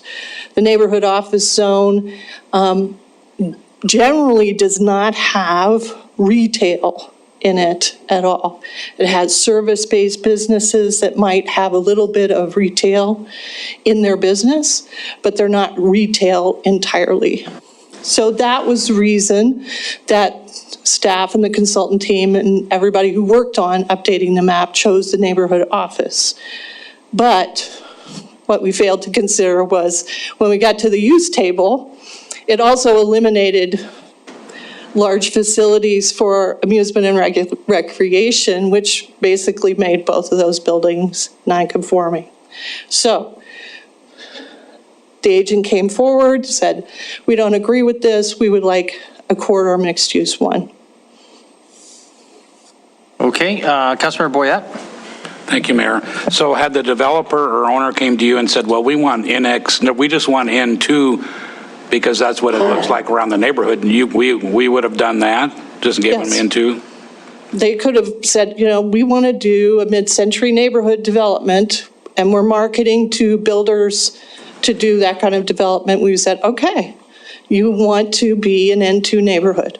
Okay, we'll zone it all that way. You do, and we'll explain. You understand that means your property and all of your uses will become legally non-conforming. So if a catastrophe happens, it can't be rebuilt. So there's trade-offs and choices. Okay, thank you. Council, is there a motion related to this matter? Would you like public hearing? Oh, thank you. I apologize. I forgot there is a public hearing on second reading also. We'll open it up for public hearing. This is an item to be heard on, your opportunity to be heard on item number 2. Please come forward, tell us your name and address, and keep your comments to 3 minutes. Good evening, Mayor Cole, members of council. I'm a little taller than our first grader that we had here earlier. Yeah. You can get out on your knees and move it to the side if you'd like. Would that help? No, that's okay. My name's Jeff Canning. I live at 3230 Country Club Circle, and I've had the privilege to kind of work on this project. Also, I've been in Red Lodge today. I've been very fortunate to be part of a group called Leadership Montana, where each year they select a group of 40 business leaders from around the state, get us together for 9 months and do some pretty extensive training. Awesome group, I'd highly recommend it. We've been meeting in Red Lodge today and yesterday, so I was in Red Lodge today. We had some research presented today from Montana State University, Go Cats, about who's moving Montana and why. And one of the really interesting statistics about people moving to Billings is over half the people moving to Billings are from Montana. You're not from out of state. So even our own state knows that you're better off in Billings. Yeah. And so, but those people coming in, as long as everybody else, we do need some housing. And the zone changes on here, from CMU 1 back to NX1 and X3 will allow for just that type of housing development. And so you supported this a couple of weeks ago, and I appreciate it. Thank you for your support of this again this evening. Thank you very much. Don't Don't see any questions. Any other public comment on item number 2? Any other public comment on number 2? There's none here in the office, and I don't see any hands up online, so we'll close the public hearing. And Councilmember Shaw? Thank you. Having conducted 2 public hearings, considered written and spoken public testimony, I move to approve the second reading for Zone Change 1005 and adopt the findings of the 10 criteria as approved by the City Council on first reading February 28th, 2022. Thank you very much. Is there a second? A second. Councilmember Neese? Thank you, Mayor. I didn't vote for this the first time, and I won't support it this time. I think when we look at these... I'm sorry, Councilmember Neese, I was looking for a second, so I recognized you for the second, but based on your comment makes me think that was not your intent. No, I thought you had already looked at... Unless you're very fickle. Okay, we'll give the second to Councilmember Joy, and then recognize Councilmember Neese. Go ahead, Councilmember Neese. Thank you. I thought you'd recognize me. Okay, so as I said, I did not support this the last time, and I won't support it this time. We just had a retreat. We talked about the individuals, that we need to really consider what the individual has. This property went through a process of changing zoning. What the owners thought they were going to have built next to them of residential. The recode was very confusing in a lot of respects. We actually saw, I think it was a couple weeks or weeks ago, that, again, even builders were still a little confused on what's going on. So for us to expect the residents, yes, they got public notice and they were aware of what's going on if they actually checked the website and looked at things. Excuse me, Mr. Mayor, is this relevant to the motion? It's in opposition to the motion, so yes. The motion doesn't have anything to do with changing the way that we made these decisions. It just doesn't like how we got here, so I say it's relevant. Sure, go ahead. So as I was saying, let me see if I can restart this. And so the individual, I don't think, was taken into consideration when we look at properties and developments like this. I think we need the residential. I probably would have supported this if it would have been maybe flip-flopped. We know we have on this zoning, we have some businesses over to the west of their property, and that would be more apt to where if they were going to keep the CMU one, they would actually put it over there instead of putting residential right against there. And then you've got, low density residential, and they're putting in high density residential and CMU1. And so I think this had some potential, but I don't think it took in consideration the individual's needs around that property. Yes, we need to look at what the developers and what their interests are, but we also need to take, on the other hand, measure what that individual property owner, what they've invested in their neighborhood for years, well before the developer came and is now going to develop this property, and what have they put into it, and what do they expect out of it. And so for that reason, I won't support it as it is. I sure wish the zoning would have been changed a little bit differently, but that's, at this point, I have to vote no on this. Thank you. Thank you. Other discussion on the motion? Councilmember Gillick? Councilmember Neese mentioned the property, the interests that we're trying to balance between the property owner as well as the neighbors. I agree with that, but I think there's also an interest of the rest of the people in the community as well. And so housing is a need, but also if we are pushing housing further out to the perimeter, that means that we're having to add more lanes to arterials and things to accommodate people being able to get. We're already closer to the core of the city, and so I think there's also a taxpayer interest, and that is a reason that I support this particular development. It does create an area that is puts some more people where we already have infrastructure developed. And, I think the Annex 1 along Lewis is actually very appropriate in terms of the scale for a street that's a collector. That seems actually a very appropriate type of use along there. So I will be supporting the motion. Thank you. Thank you very much. Any further discussion on the motion? Councilmember Tricky. City Administrator Kukulski, I have a question for you. In going through the process to get us where we got on this decision, did we follow all relevant rules and regulations in order to do it? I would fully expect that we did, yes. Thank you. Okay, any further discussion on the motion? Proceed to a vote. If not, Okay, the motion again is for approval, consistent with the staff recommendation, the motion in the agenda. If in favor of approval on second reading, please say aye. Aye. If in opposition, please say nay. Nay. Voting in opposition, council members Neese and Purington and Boyette.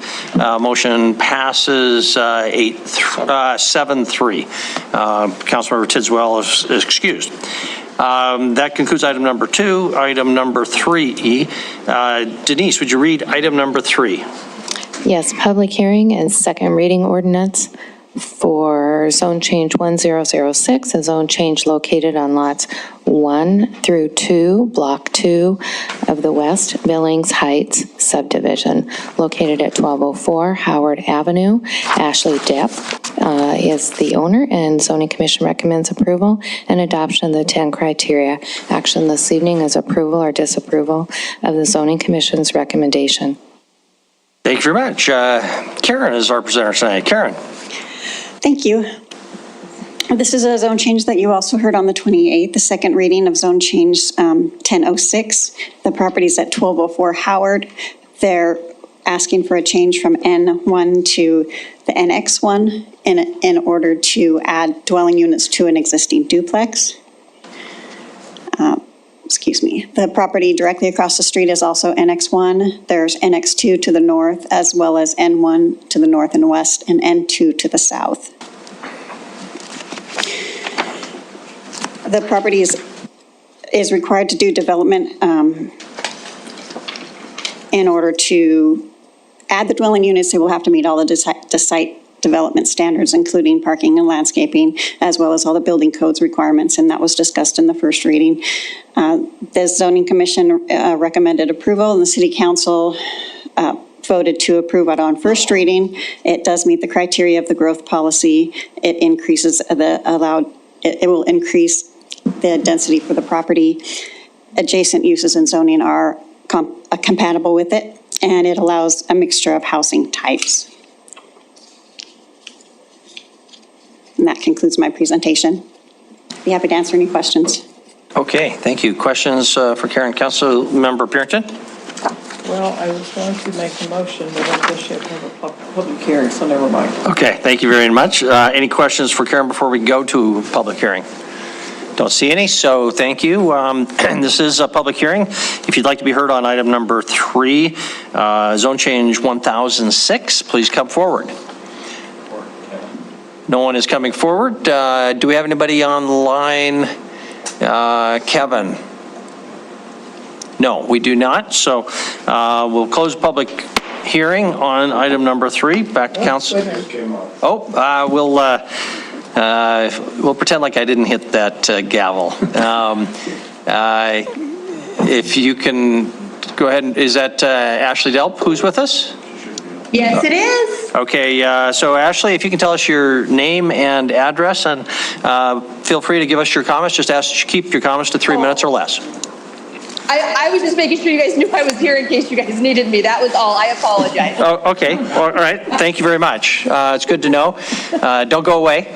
But I'm hitting my gavel again. We're really close. Councilmember Purington. Thank you. Having conducted 2 public hearings, considered written and spoken public testimony, I move to approve the second reading of zone change 1006 and adopt the findings of the 10 criteria as approved by council on the first reading of February the 28th, 2002. Second by Councilmember Neese.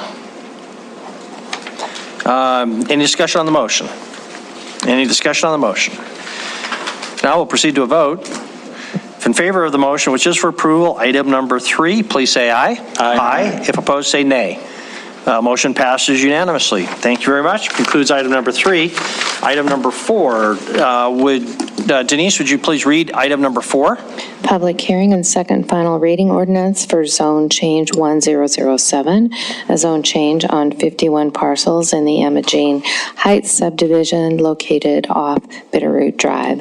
Chamberlain Construction et al. Owners, Charlie Felton and Carrie Martinson are the agents. Zoning Commission recommends approval and adoption of the 10 criteria. Action this evening is approval or disapproval of the Zoning Commission recommendation. Karen, welcome again. Thank you again.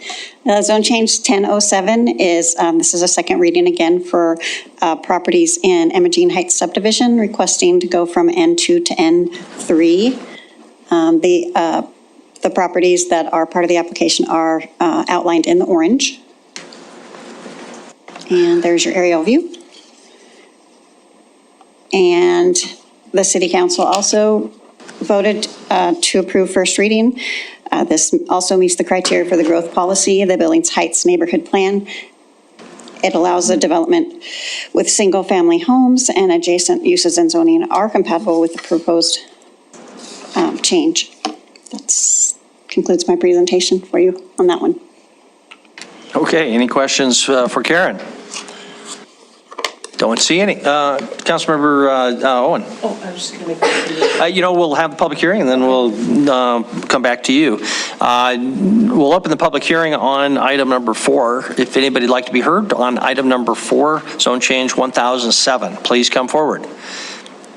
There's no one coming to the podium, and Kevin Ifland indicates there's no one online as well.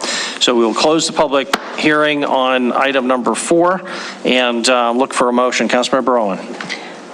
Having conducted 2 public hearings, considered written and spoken public testimony, I move to approve the second reading for zone change 1007 and adopt the findings of the 10 criteria as approved by the City Council on first reading on February 28th, 2022. Second. Thank you very much. Councilmember Neese for second.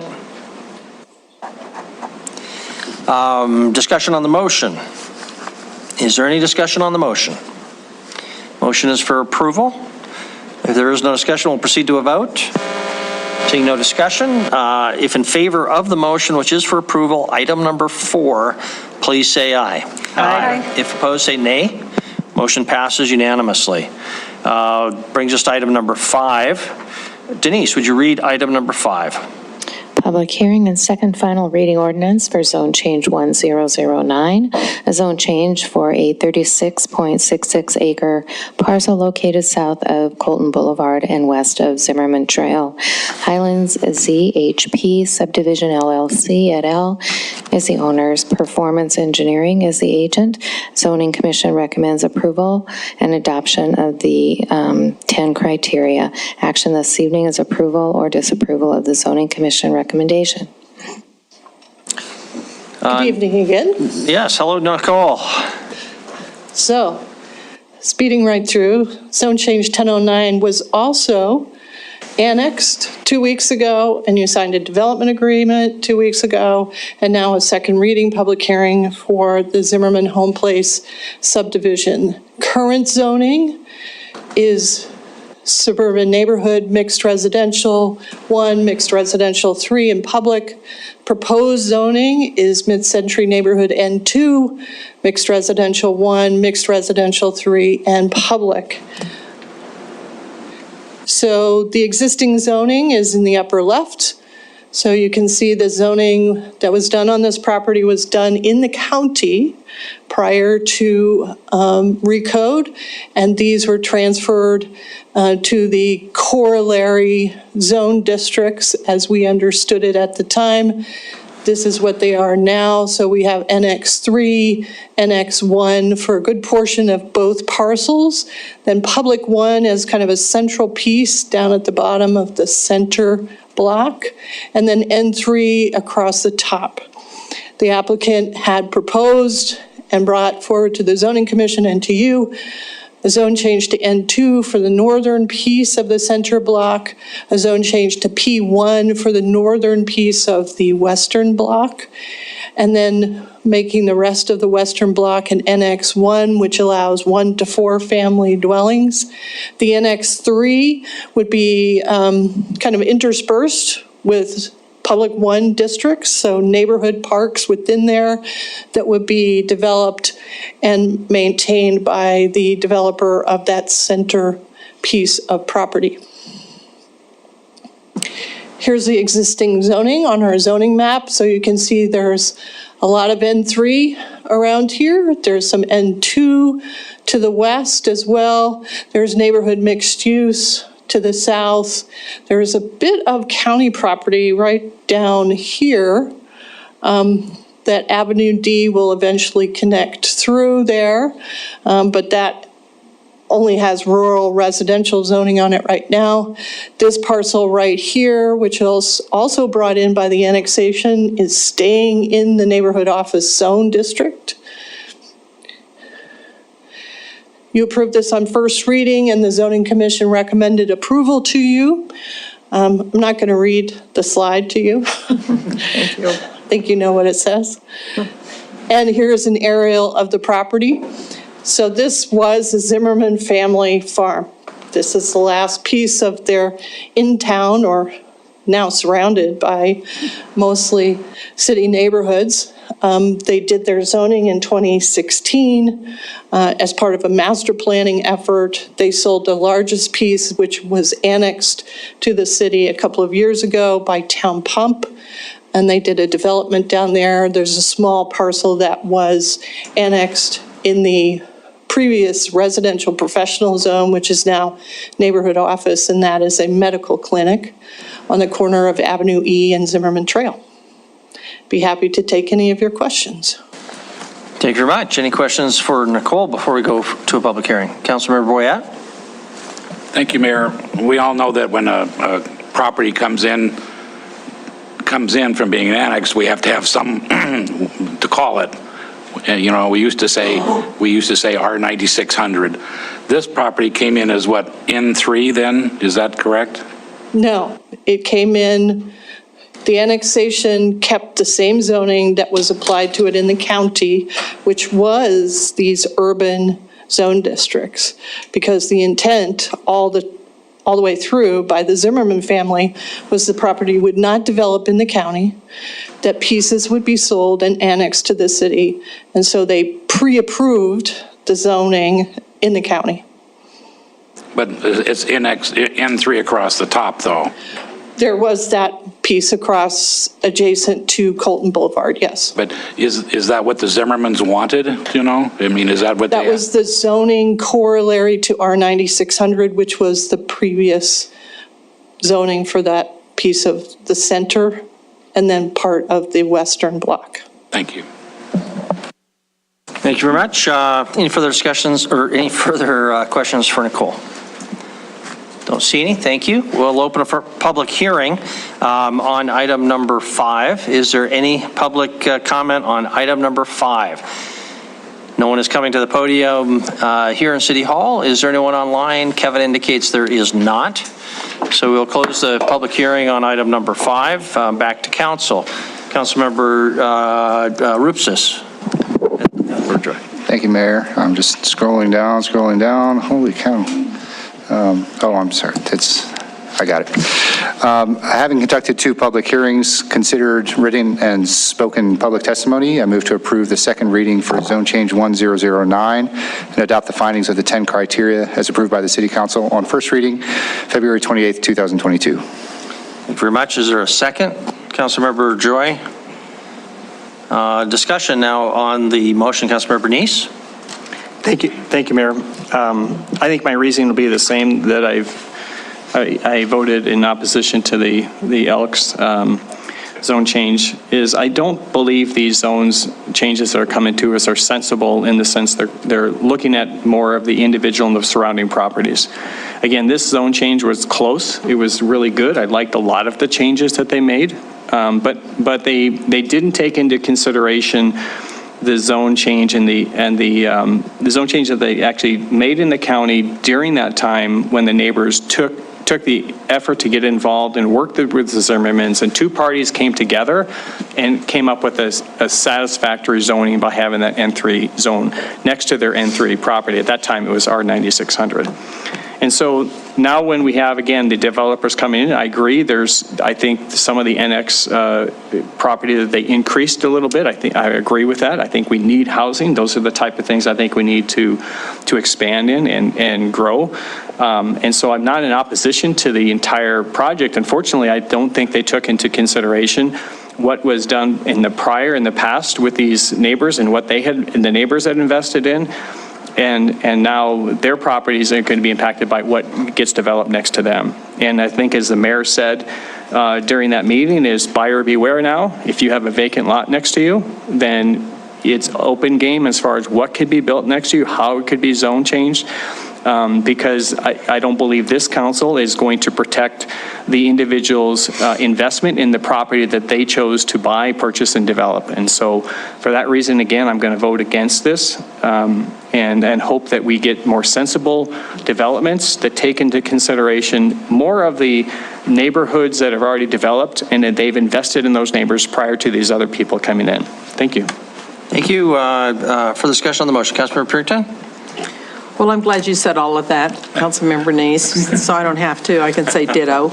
I'm sorry that my other ward council member is not here also, because I agree. I think that in some of these developments, they don't take into consideration enough of the investment of other property owners. And there is, I think a lot of them are very upset with this. So I'm going to support the neighbors on this one and vote against this. So, and I'm sure it's going to go through. I don't have a lot of confidence in pulling the rest of you into this, but I just hope Mr. Lees really takes a good hard look at how he proceeds forward. Thank you very much. Councilmember Shaw. Thank you. I just wanted to respond to those comments a little bit to say that I think we hear this a lot at council. We hear a lot of the neighbors are upset when something new is happening in their neighborhoods, which I understand. But it's not just the property rights of the residential and the people around these properties that we have to weigh. We talk about them as developers, but for the most part, they're also property owners who have property rights and the ability to do what they want to do within reason on the land that they've bought. And so that tension, I think, is really important. And I just feel like I feel the need to put it on the record to say that that's what we have to weigh here. And no, it's not always easy. And sometimes, yeah, it makes people unhappy on the outskirts, but it's two parts. And I think if we give too much to either one, we either can't move the city forward or we end up moving forward in directions that aren't for the betterment of all of us. Thanks. Thank you very much. Further discussion, Councilmember Ripsis. Thank you, Mayor. Council, yeah, I'd just like to say that I think it's unfair to say that those of us who might support this motion are not considering the perspectives of the neighbors next to them. I'm very concerned. In fact, I expressed this opinion just a couple weeks ago that I feel the process doesn't take into account enough of the local neighborhood's concerns during these changes. I think in this particular case, we're changing from an N3 to an N2, which is in the scheme of things, a very minor change from, it's an N3 to N2, from a single family up to a duplex along Colton. Now the western edge is going to NX1, separated by the P1, the extra boundary there. So, all things considered, this is a pretty minor change from where we're at. And I think one of the things that the neighbors didn't understand when they probably made this agreement with the Zimmermans was that in the end, if it were to stay N3, they would be all those driveways along Colton, increasing the likelihood of safety incidents along that path along Colton. And I think the plan that's coming forward as N2 with the rear-facing garages is a much safer plan and will have minimal, if any, impact to the property owners along Colton. So I'd like to say I'm very concerned about neighborhood input into this process.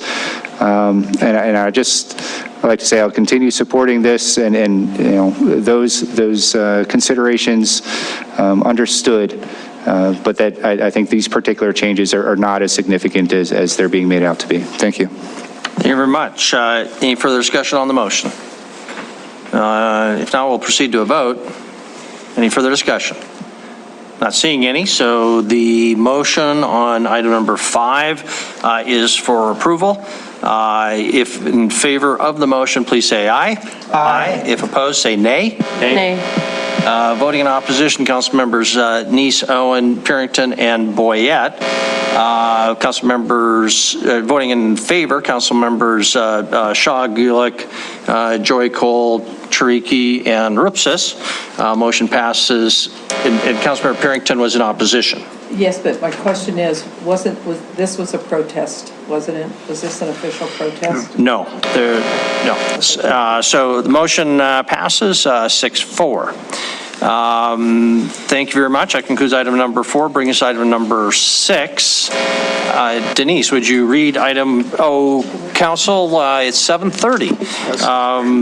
I think we better take a break. We'll see you in about 5 minutes, or as close to that as we can.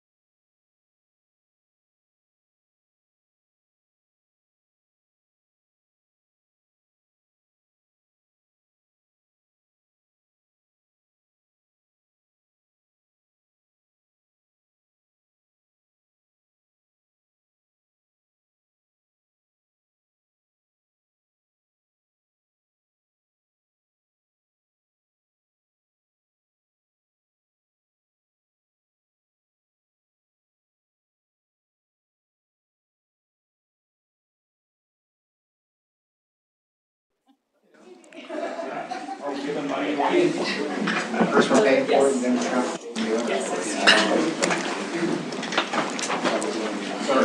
5:30. 6.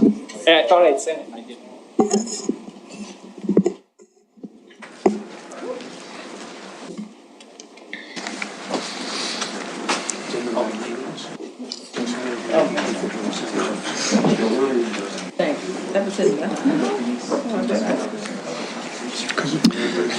Okay, we'll reconvene, 7:37. We left off with item number 6. Denise, would you read item number 6, which includes 3 sub-pieces? My understanding is our presentation will address all of them. Of course, we'll have to have separate votes. So I'll ask Denise to read all 6A, 6B, and 6C. So Denise. Yes, Mayor. Esperd TIF and Public Works Assistance for South Frontage Road Water Line Extension. 6A is reimbursement to KSKC Properties LLC, Torgerson LLC, or third-party contractor working on their behalf of City Public Works Funds and Esperd Tax Increment Finance, TIF funds, to complete the waterline extension project up to $845,422. Staff recommends approval, and action this evening will be approval or disapproval of staff recommendation. Then 6B is a compensation agreement with KSKC Properties LLC. Staff recommends approval, and action again will be approval or disapproval of staff recommendation. Item 6C is compensation agreement with Torgerson Real Estate Holdings LLC. Staff recommends approval. Action this evening is approval or disapproval of staff recommendation. Thank you very much. Our presenter this evening is Public Works Director Debbie Melling. So I'll turn it over to Debbie, and you can proceed however you like. Okay. So this is, as Mayor Cole said, 3 different items, 6A, B, and C, and they all go together. They're very intricately intertwined to make this project possible. So here is the map that shows the area. And I put a lot of information on this map, so I'll walk you through here in just a minute. But you can see the Torgerson's property on the south side of the South Frontage Road. I will use this. No, I won't. Nope. So the Torgerson's property there is on the western side, and then you've got KSKC property. You've annexed those already. They've been through the zone change of the annexation and everything. And then on the north side of the South Frontage Road, you have I-90. So the way these property or these items fit together, 6A is the Esperd TIF. So the 50% TIF for all of the south side of the water line. And then 6B is the compensation for the north side for KSKC, and 6C is the 50% compensation for Torgerson's. So those are the 3 items and how they fit together. So why are we talking about TIF and compensation on this? And Wyeth Friday is on Zoom tonight, and then Jim Tevlin is here from the Esperd as well, and he can speak to some of why they thought this was important. But basically, these projects are important for the Esperd, for the infrastructure and the redevelopment in that area. Also, it ensures that we're annexing some of those areas. If you look south of the frontage road, everything south of there is basically between there and the river. So being able to annex those areas and provide water and sewer is a better option long-term than septics and wells and everything in that area. Also, it's better to complete this as a whole project. We could piecemeal it and do these little chunks of extension, but putting them all together in this way that we did kind of felt like it was a better way to present all of this. And then the reason that you're seeing the compensation agreement is because the I-90 corridor is undevelopable on the north side. So while it's not policy, it is past practice. If you have a developer extending a line and there's never going to be a user on half of it, on the north side or the south side, the city has compensated them for that cost. If there is a possibility to develop on the other side, then we do a reimbursement agreement, meaning they will get paid back someday. In a situation that they'll never get paid back, that's when you see these compensation agreements like this. And then the water system improved service, I'll show you on the next slide why this is important, but it basically gives us an ability to loop our system. So you can see here there's a blue, the blue is our water line. And so you look north of the interstate, kind of on the east side where it says Gray Eagle Ditch, we have part of our water system in that location. And then you go over to the west and there's another section of water line that's all on a single feed. Both of those are single feed systems. So by making this connection from tying these two single feed systems together, we get a loop system, meaning any time that we have an outage anywhere on either side of that, it doesn't take everybody out of water. It gives us the ability to provide redundant service. So it's a really important connection for people that are in those areas. The other two important things that I put here, these are the people that are basically out of water. If you ever need a tie-in, if you ever need to do anything on these lines maintenance-wise, all of these people tend to be out of waters, which isn't a great way to live. So having this ability to be redundant is a really important thing for our system. So the funding is a combination of TIF and city compensation. The TIF portion would be 50% of it, which would be the south side, and then it also includes some of the services and off-sites that Jim can go into if you'd like, but it's just under $475,000 for that. It is included in the CIP, in the approved CIP from 23 to 27, and it will become part of the budget for FY23 that you'll be presented. The city compensation portion is again the 50%, and it's because it's non-developable on the north side. And so that's why the city is proposing to put funds on this. Like I said, it's allowed by city code and it's past practice. It's not required. And again, it's included in the CIP. So the way this came about was that we talked to the developers, and when you have 50% TIF and 50% compensation, it's all public funds. And so we were going to build the project. We said we'd rather control it, build it ourselves. And so we put it in the CIP that way. So you'll look in your FY23 CIP and it shows we're going to build that project. The problem is the development is moving faster than we are. We don't have the budget approved yet for FY23. We can't start until we get that budget approved. However, with a compensation agreement and a TIF application that's approved, those monies can be expended, and then we'll pay them in FY23 when the budget gets approved and when the project's done. So what it does is allow the developer to move faster than we can move. Councilmember Neese did ask us even if we had the funding, basically we couldn't go. We have staff time right now is busy getting FY22 projects out the door, and it's coming up on June pretty fast here. So jumping into FY23 isn't something that we have the capacity for right now. So basically, because of those timing concerns, we came up with this plan. The developer will go ahead and do all the work. They will publicly bid it the way we would be required to. Anytime public funds are used, that is required. So they'll procure per state law, construct it to our standards. We will have an inspector on site for all of that, and then we'll reimburse it after it's built and fully accepted by the city. So that is it. Okay, thank you very much. Questions? We do not have a public hearing on this item, so we'll just have questions and eventually a motion. Councilmember Neese? Thank you, Mayor. Hey, Debbie, can you go back to that map that you had with this one or the other one? The 50-50? Yep. Yeah, so if I look over to the right, I didn't notice this before I looked on the map. The TIF area is those shaded areas, correct? And are we extending the line another 7, I can't read that number there, to the east? Is that out of the TIF area that the TIF funds are paying for? So Jim is nodding, yes, it is out of the TIF area, but because the water line is in that location, you have to extend it to there to get water to these properties that are in the TIF. Okay, so the properties to the, sorry, Mary. Yeah, no, go ahead. I think we know where you're going. To the south then, is there going to be some kind of reimbursement agreement with those? So yes, when they annex, we would bring forward a condition, much like we've been doing lately. Anything that's been put in, we require that they pay us back at whatever rate we put in that funds. And it would go back in TIF dollars if that was approved. 50-50 TIF and yeah, I'm sorry, 50-50 at the rate that we're paying. Don't want to lose that 50%. No.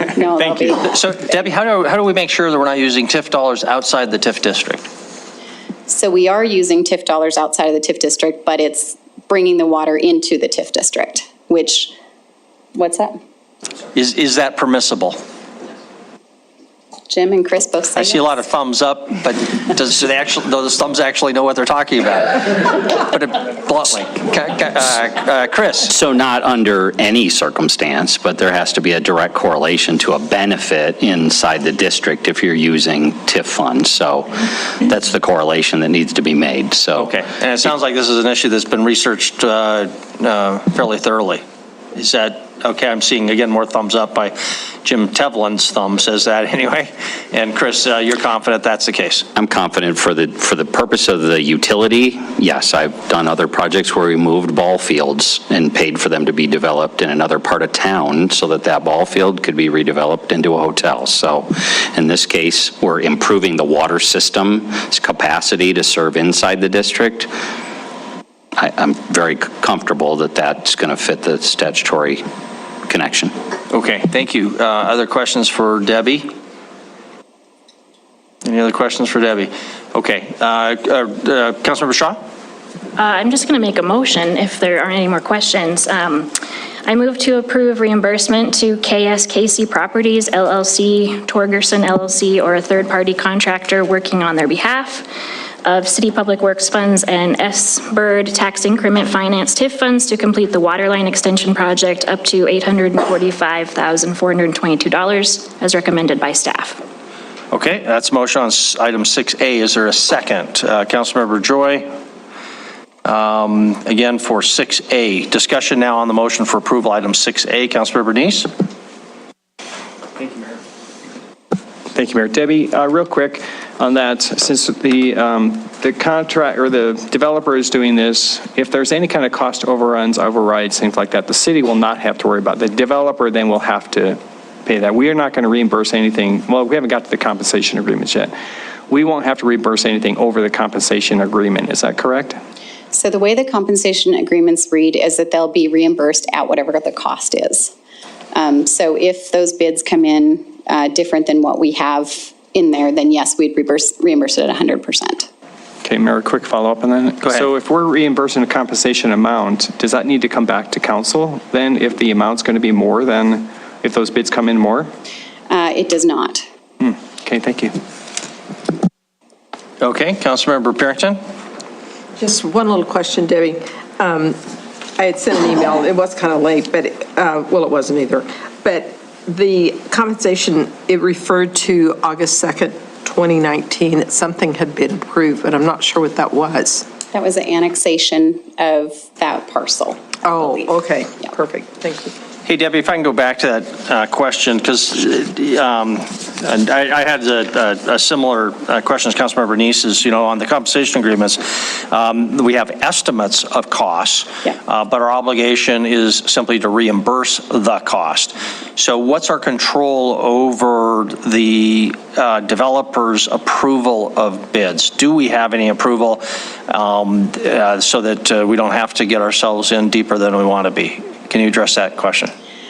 I would need to grab my comp agreement, but I think there's language in there. Normally, at the end of the day, we have to give them a right-of-way permit to do the work and allow the extension. So we do have final authority. If they came in and said it was, $1 million, we would be able to look at that and say, no, you're not going to proceed. I wonder if we could ask you and Gina to look at the agreement. I think, I suspect the council would like us to have that control if the number was more than the estimate or maybe with some sort of margin. It does say that we will compensate for 1/2. I'm looking at Exhibit 1, which is the cost, and it says in the last sentence, compensation for the water main is estimated to be $183,000, but I don't know that there's anything that gives us that absolute right to before they pull the trigger. So could you just look at that and come back on that question? I mean, we control the water line. We control the water system. So we have the right to give them a permit or not give them a permit. At the end of the day, we have to permit it. So that controls the compensation. I mean, right. I'm just wondering if our discretion in approving is based on the quality of the engineering, for example, not the cost. And so if we have a more or less absolute agreement to pay eventually 100% of the cost, but they're the ones who are deciding who the developer is or who the contractor is, and it comes out at twice. So the estimate, do we really have the legal ability to say no to that permit based on what it's going to cost you and us eventually, not on engineering purposes? See my concern? And it seems like a relatively easy fix in the compensation agreement if we want to maintain that control, but to make it explicit. So further discussion on the motion, Councilmember Neese? Mayor, I agree with you. I think that is concerning because there's not a limit there, especially since even you mentioned next week we're going to be seeing some requests to turn down bids because they've come in too high. I mean, I think in the last time we've seen several bids that are too high. And so I would be very concerned of us just opening the checkbook and saying, we'll just reimburse, because I don't think, like you say, I don't think legally we could hold up a permit if the contract doesn't specify that we are not going to, it says we're going to reimburse it. It doesn't say we have to approve that reimbursement. So whatever it is, they've got to reimburse it, and I don't think we can hold up a permit because we think the cost is going to be too high. Okay, and so potentially if is what the development agreement says, or the compensation agreement, we could fix that. But Councilmember Joy. Thank you, Mayor and Council. This isn't the ultimate decider, but this approval is for a dollar amount. So anything that's beyond that, staff will have to come back to us in some way. Likewise, in the tax increment, number 7 on our agenda, things eventually have to come back to us. So maybe it's the city council who's the ultimate decider in that instance. I don't know, but I think that might be an important consideration if we're approving X dollars in appropriations. Then beyond that, that may come back to us. Thank you. Thank you very much. I do notice a little bit of a difference here because the item 6A recommended motion is for TIF dollars up to, and I'm getting ahead of myself really, aren't I? Because that's TIF dollars. But on the compensation agreement, it is to approve the compensation agreement, not a specific dollar amount. In the compensation agreement, I'm looking at Exhibit 1 on item 6B, is it 1? Yeah, I guess the compensation agreement that just says it's an estimated to be $183,000. So I'm looking at Exhibit 1. So I'm not sure that it is a fixed dollar. If it were a fixed dollar, yeah, that would kind of solve the problem. Further discussion on the motion, though. And I don't know whether Gina or Debbie want to comment further on what the agreements do or don't say. Councilmember Tricky? I'm looking at item 4 of the compensation agreement, or paragraph 4, I guess. And it basically is saying that we're not guaranteeing full compensation by the city to the developer. We're only agreeing that we will develop a plan under our rules and regulations that will recommend compensation for water and/or wastewater facilities. So I don't read the compensation agreement as saying that we're going to fully compensate anyone. But I'm not a lawyer. Yeah, no, and I don't even play one on TV. Yeah, I remember reading that too and kind of wondering, are we making a commitment here or are we not making a commitment here? It's usually a danger zone to be in where you're not sure about the answer to that question. Debbie, can you comment further? Yeah, if you look at Section 2A of the compensation agreement, it says the extent, timing, and manner of the city's participation is determined in conformance with the rules and regs. These policies require funds in the CIP, and then I'm reading on a very small phone here. And then those have to be included in the CIP budget. So at the end of the day, if you don't include that much in the budget next year, it doesn't get paid back. So this compensation agreement is limited by what you eventually approve. Okay, and why is the developer willing to proceed with the money out of pocket without a firm guarantee of compensation? In this particular case, it's worth it for the development. Do you think they understand that? Yes. You've had conversation with them where the exact dollar amount may be subject to some further developments or discretion? Yes, they have read Yes. the compensation agreement, and we've talked about that. Okay, you've talked about that. Okay, so to the extent there's ambiguity, we could look back to your conversations with the developer. Okay, further discussion on the, I guess the motion is on 6A approval, and we've kind of jumped to 6B discussion. So coming back to 6A, can we, if they're kind of a package, I guess that's, I mean, I assume we don't want to approve the TIF district money without being comfortable with the compensation agreement? I mean, is there, Debbie, can we just go ahead and proceed with 6A? Does that cause problems if a problem showed up with 6B and C? We're at least getting that one out of the way. Well, okay, Councilmember Ripsis? 6A is actually inclusive of 6B and 6C. And I understood your presentation right. So unfortunately, the memo doesn't match the agenda. So if you read the memo, that is what should be approved. The agenda has the wrong language in there. It was language that was previous, so we need to read the memo language. Okay, let's correct that. So are you talking about item, the motion that was made for item 6A? For the TIF, yes. Following the agenda was not what it should have been. Yes, the memo is correct. And the memo is the staff memo in our packet, not the agenda. Yes. Okay, and what's the difference between those two motions explicitly? We split them apart. So originally, when they were done, they were all three in the same memo, and the approval was for the comp agreements and the TIF.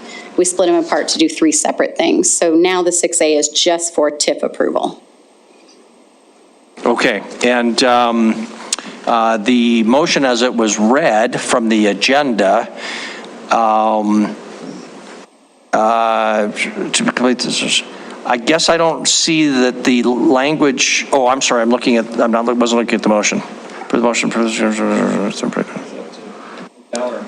complete financial. Mayor, I think we need we need to ask the movements if a friendly amendment to adjust, to take out the reference to public works funds and make it only TIF funds, and adjust the amount from $845,000 up to down to $474,000, 177. Okay. Yes, I'm sorry. And that's consistent with your a friendly amendment? Okay. Debbie, would that be clear enough to only reference then the use of TIF funds and change the dollar amount to $474,177? That's the movement's friendly amendment. Councilmember Joy, you made the second on that, and that's consistent with your second, or happy for that second or that friendly amendment. Okay, is that sufficiently clear then for the motion? Further discussion on the motion on item 6A. Councilmember Neese. Mayor, I think you said because these are so closely tied to B and C, would it be appropriate to then make the amendment to that motion to be contingent upon 6B and C's approval, so that we don't have to go back and unapprove something? Councilmember Debbie, can you comment on that? I can. So these are, this developer if they came in anywhere else in town, would pay 100% of this water line. So these can be separate. If the comp agreement's 50% and the TIF is 50% and council wants to only reimburse 50%, they have the choice. These can be independent. They're very much together to make the whole picture. That's why we brought them all together instead of separately, but you can approve any of them independently. Because they're separate properties, the money would be there, so they really are not contingent on each other. Exactly. Okay, thank you. Thank you for that clarification. Okay. Yes, thank you. Yeah, I don't. But no, important point. Okay, so we do have the amended motion on 6A before us. Any further discussion on that amended motion dealing just with TIF funds with the $474,000 number? Any further discussion on the motion for 6A? If not, we'll proceed to a vote.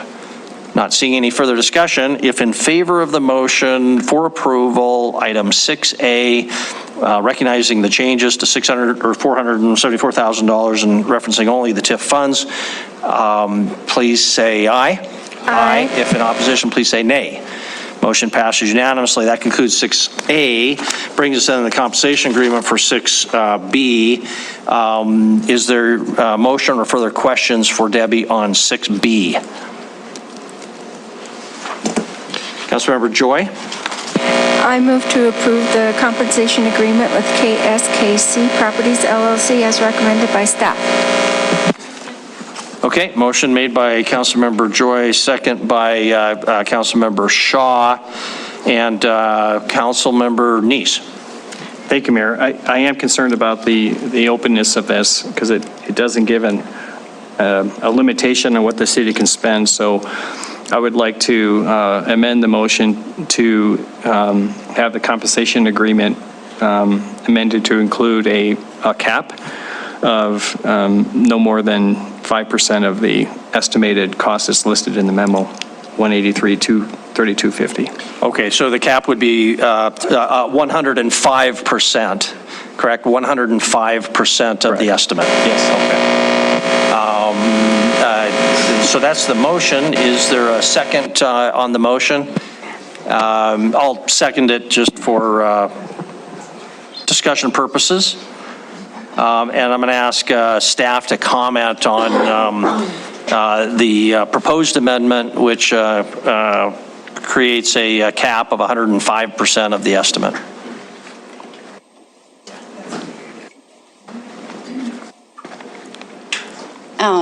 It just creates an additional action at council if it comes in higher.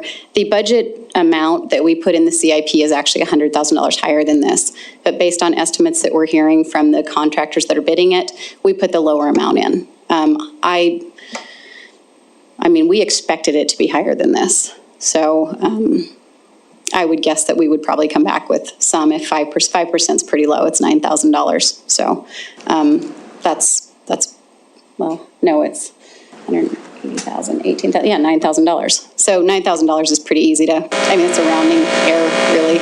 So I don't know if you guys want to see it again for $9,000, and that's on the bigger one. The smaller one would be $5,000. So. Okay, Debbie, so you said you do expect them to come in higher than the estimate? Is that what well, within $5,000 or $10,000, those are pretty tight. Yeah.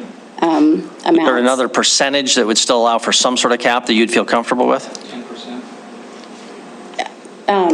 You could put the budget amount in there that was in the CIP amount, if you want to. We had that at 374, which is about 90,000 more total.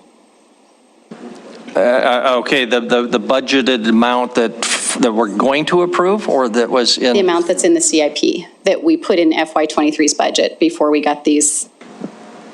Okay, so that's your proposal not to exceed the CIP amount. Okay, the motion is still for the 105%, so we'll continue discussion on that. Councilmember Joy and Shaw and Neese? I won't support the motion for the 5%. The amount seems to be kind of just picked out of the air. I would consider a friendly motion to my motion for the amount budgeted in the CIP. That's our working document. It's in the compensation agreement. It's a number. This particular motion does not have a number, but the CIP is clearly meant to be a financial control, and in this sense, a funding control. So I would be open to a friendly motion to put the CIP amount into the motion. Thank you. Okay, thank you, Councilmember Shaw, Councilmember Neese. Thank you. I was the second on that motion. I was going to make the same suggestion to see if you'd be open to a friendly amendment, Denise. So I say we do it. The amount that's in the CIP, that's already been approved and adopted by council. Okay.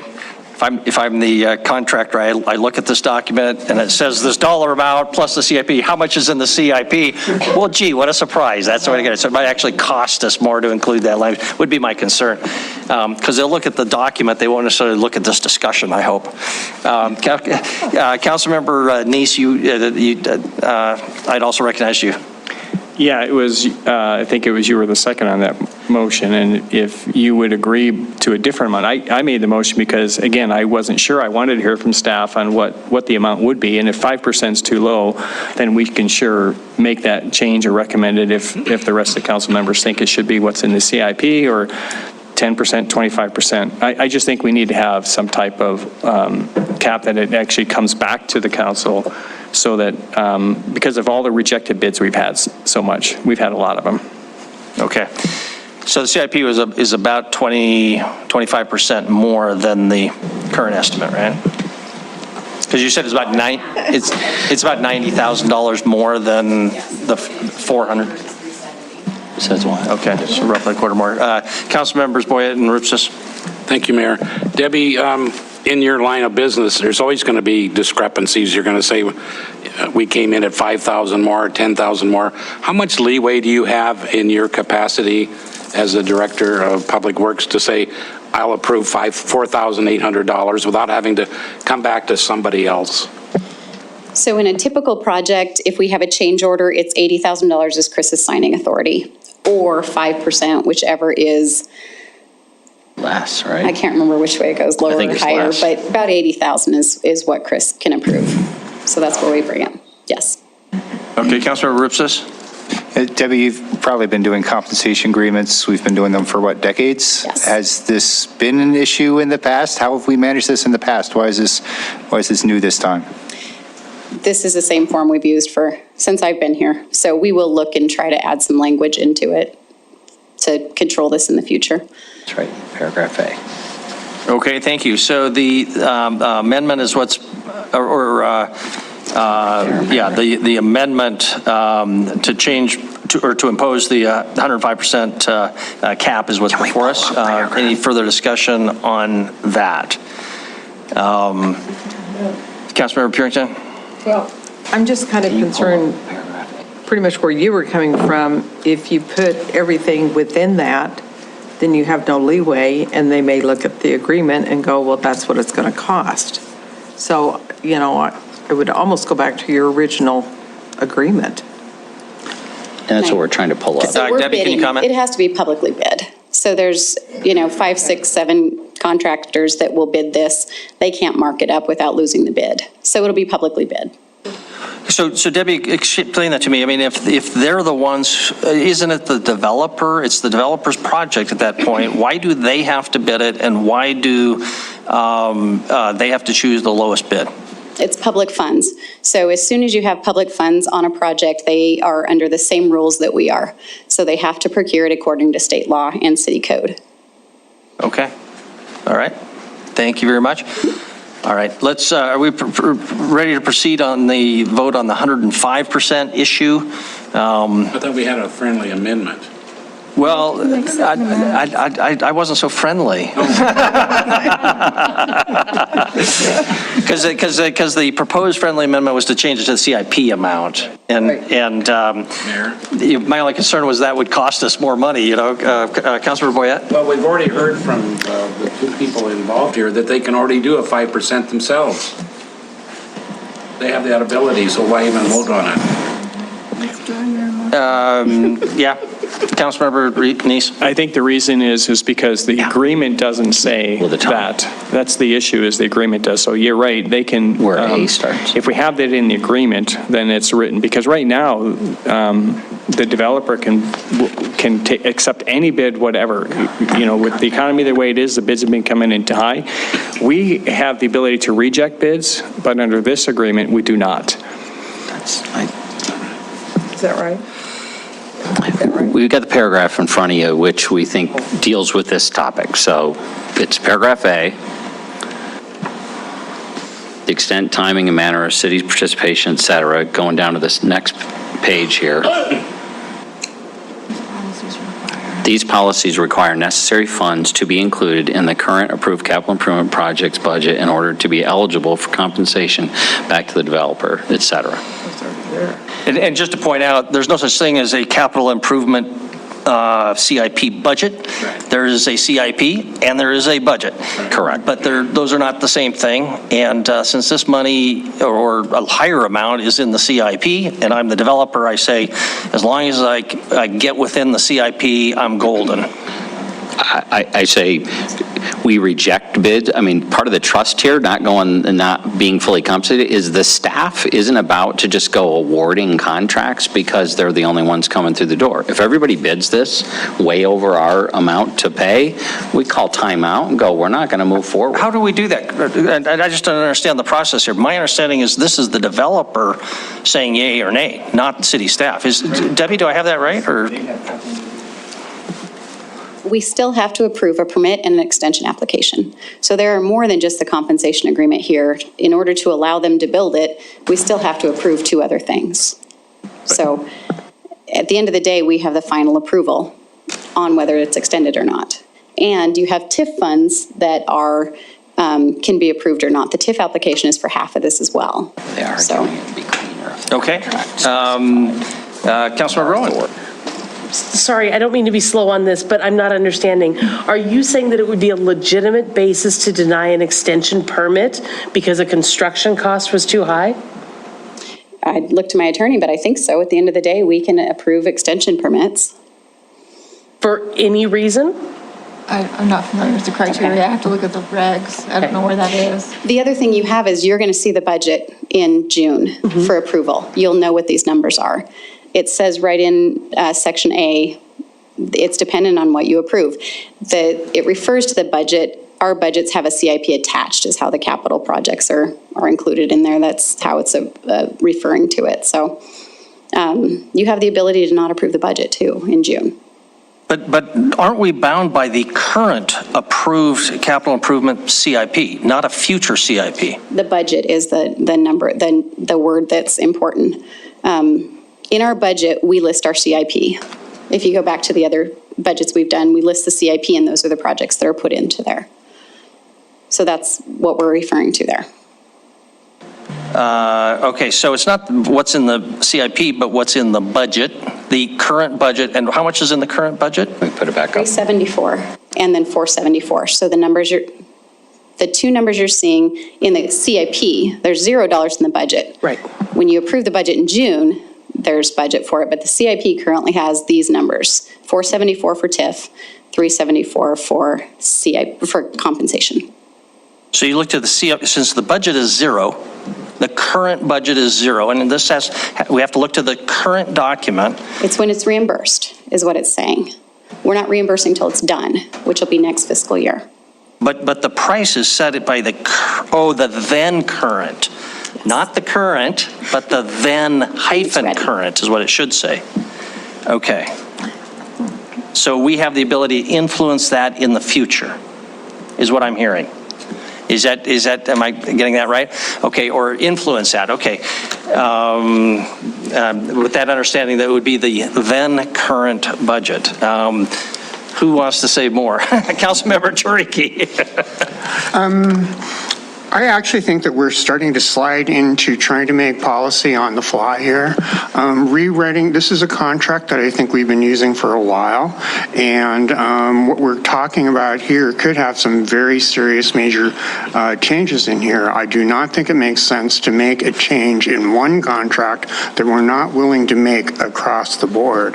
So while I'd be happy to have this conversation about the contract in general, I do not think it makes sense to change the contract that we're using just for this specific instance. Thank you. Okay, thank you very much, Councilmember Neese, and we'll obviously try to wrap up here so we can get moving.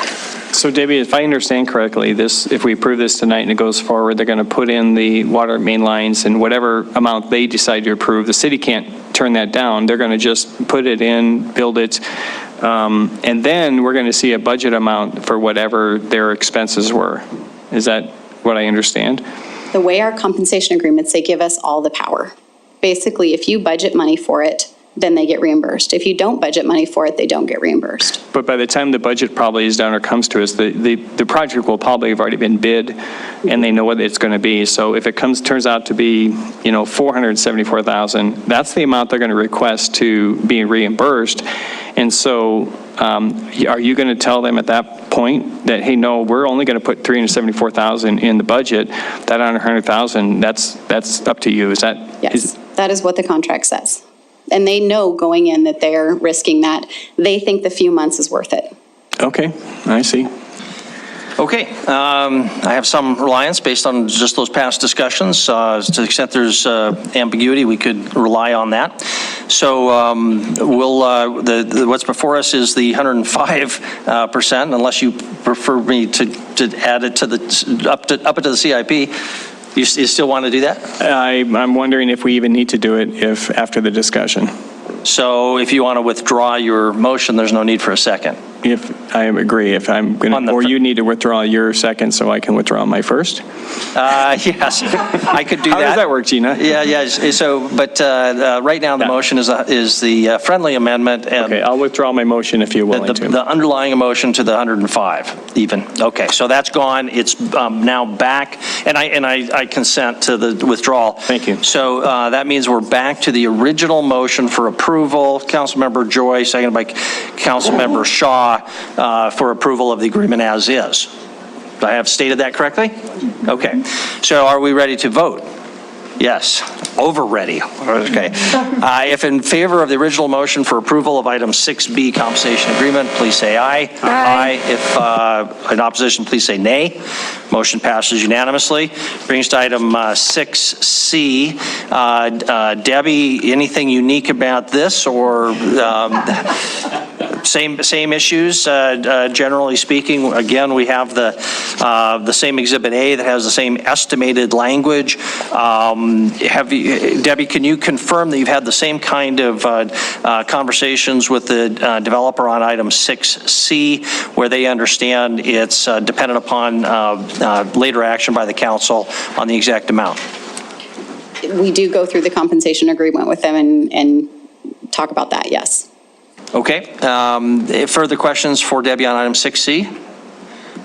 Is there a motion related to item 6C then? Councilmember Gulick. Thank you, Mayor. I move to approve the compensation agreement with Turgerson's Real Estate Holdings, LLC, as recommended by staff. Is there a second? Councilmember Purington. Motion is for approval. Further discussion on the motion? Any further discussion? If not, all in favor of the motion, please say aye. Aye. If opposed, nay. Motion passes unanimously. Brings us to item 7. Denise, would you read item number 7?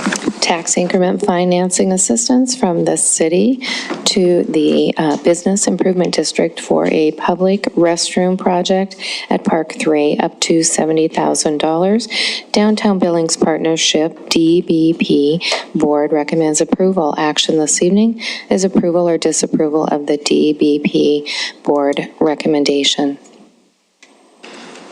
Okay, thank you. I think Wyeth was online and was kind of doing a tee-up on this, right? Do we still have Wyeth? And for council members, in case you did not see, we got 2 emails from downtown property owners just raising the basic philosophical question, objecting to providing this public restroom on the theory it will increase transient use downtown. That's a problem, and so maybe the presenters can address that kind of fundamental question as well. But with that introduction, Wyeth, you want to kick this one off? Yes, thanks, Mayor and Council. And yeah, Katie Easton is going to be the presenter for us for this, but I just wanted to explain in terms of the components here. We have, this is coming back to you for a TIF, tax increment financing portion of funding at the council did approve last June a CDBG CV grant to help fund this project. Not the entire cost based on the increases in cost that we've seen since then. But we've been working with, between our community development division, the downtown, Katie's team with the bid and the DVP, and also city engineering that was instrumental in the location that's been picked for this facility to put all this together and then come back to you for this component of it to complete the funding in coordination with the bid and move forward. So Katie's going to give us the presentation on behalf of the rest of us tonight, and we'll try to be able to answer questions. We did send back some answers to some of the questions from Councilmember Neese earlier today, and it looks like there were some other questions that came back during the beginning of the meeting, so we'll try to address those as well. Thanks. Katie. Good evening. Yes, good evening, Mayor and Council. My name is Katie Easton. I'm the CEO of the Downtown Billings Alliance. I'm wearing two hats tonight, representing the Business Improvement District and also representing the Downtown Billings Partnership.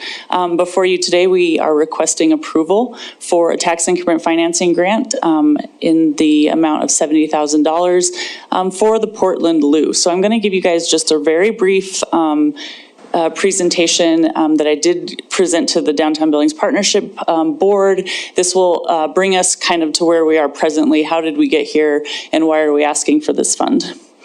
The Portland Loo was selected very specifically. One of the questions that was asked today, and so I will say, Councilmember Neese, I'm going to try to answer your questions as I go through this presentation.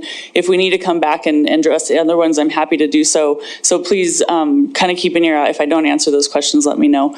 The Portland Loo is a design that was specifically created by the city administrator in Portland, Oregon.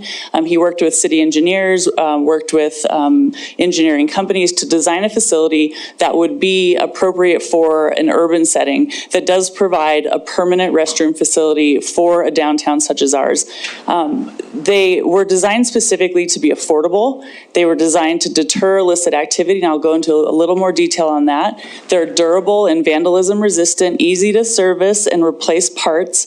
You can site a facility like this almost anywhere. They're designed to be open 24 hours a day, 7 days a week, but they don't require that. They are ADA accessible, and they are a sustainable unit. So let me take a step back up to the top here and say, designed to deter illicit activities. You guys can see the louvers on the top and the bottom of this unit, this depicted here. That was designed specifically that if you're standing far away from the unit, you can see that there are legs in there. You can see that there are people in there. You can see that there is an appropriate one person, or maybe a person with small legs with their small child. But the idea is that from far away, you can visually see that there are people using the facility and that they are not engaging in otherwise inappropriate behaviors, or perhaps sleeping. They haven't made camp up in a facility like this. From a distance, you can see that. The design is such that as you move nearer to the facility, the louvers are positioned in a way that you cannot see inside of the unit as you get closer to that. So it does still provide 100% privacy for an individual who's using the facility for the restroom purposes. Durable and vandalism resistant. This is a stainless steel structure on the inside and outside. It is designed to be something where graffiti is easily cleaned off of it. One of the very unique aspects of this particular design is that it can be wrapped with vinyl art or advertisements on this unit. So what we would anticipate is that in the same way that we do the art wraps on the traffic signal boxes all through downtown in our community, that this facility could also be wrapped with art by local artists. And when I get to the location, we do have a great idea in order to highlight that.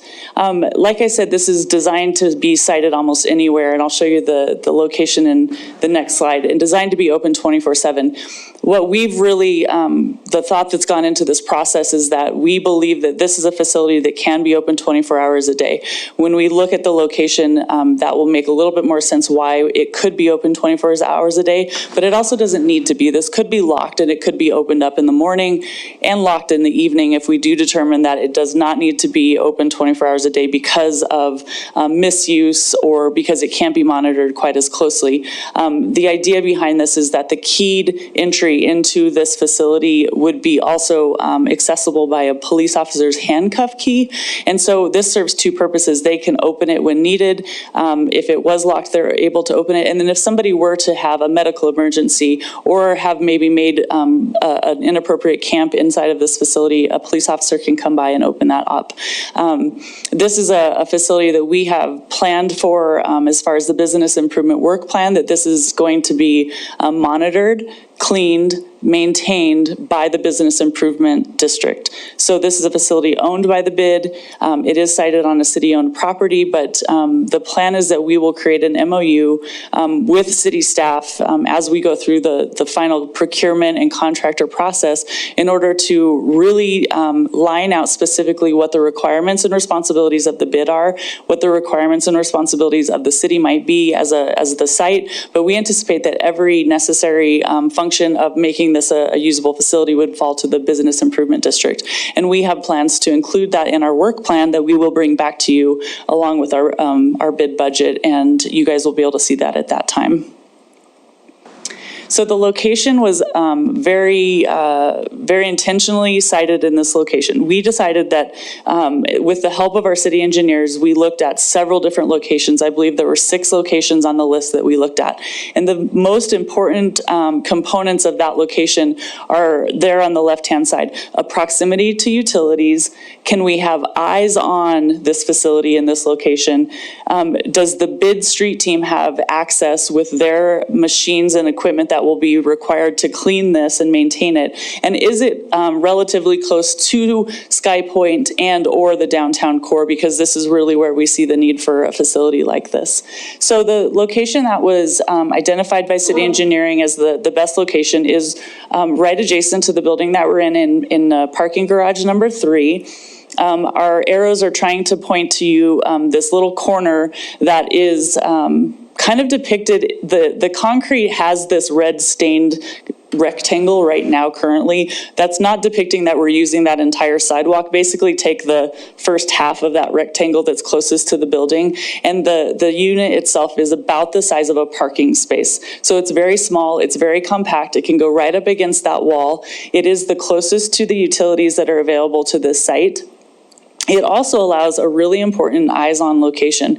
The reason being, as you guys probably have noticed as you go up and down 2nd Avenue, that our police officers use this alleyway to go to their offices that are just right behind this garage here. So you have a very high police officer presence as they're coming on and off of shift. They go by this multiple times a day.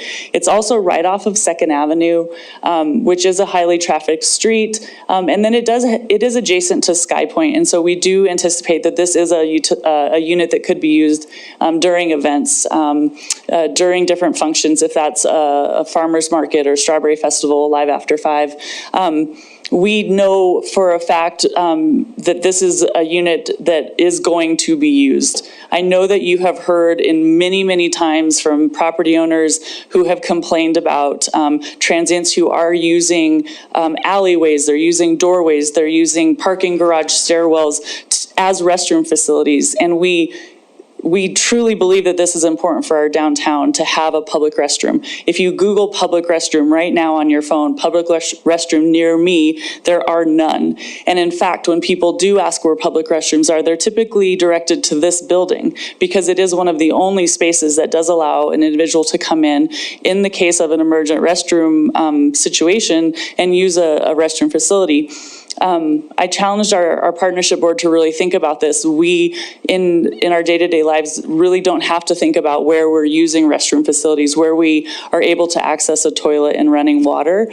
And if we did have an emergency situation where we did need to use the restroom immediately, we probably could go into a facility like Rock Creek Coffee, buy a cup of coffee and use their restroom facilities. That is just a privilege that we really don't deal with on a day-to-day basis. And so I would challenge you from that perspective to say that this is a basic need for human life and function, and we do not provide that as a community currently. We had several porta potties placed around town because of the situation that was escalating, where more and more people were were defecating and urinating in alleys and in stairwells, and so these porta potties were placed.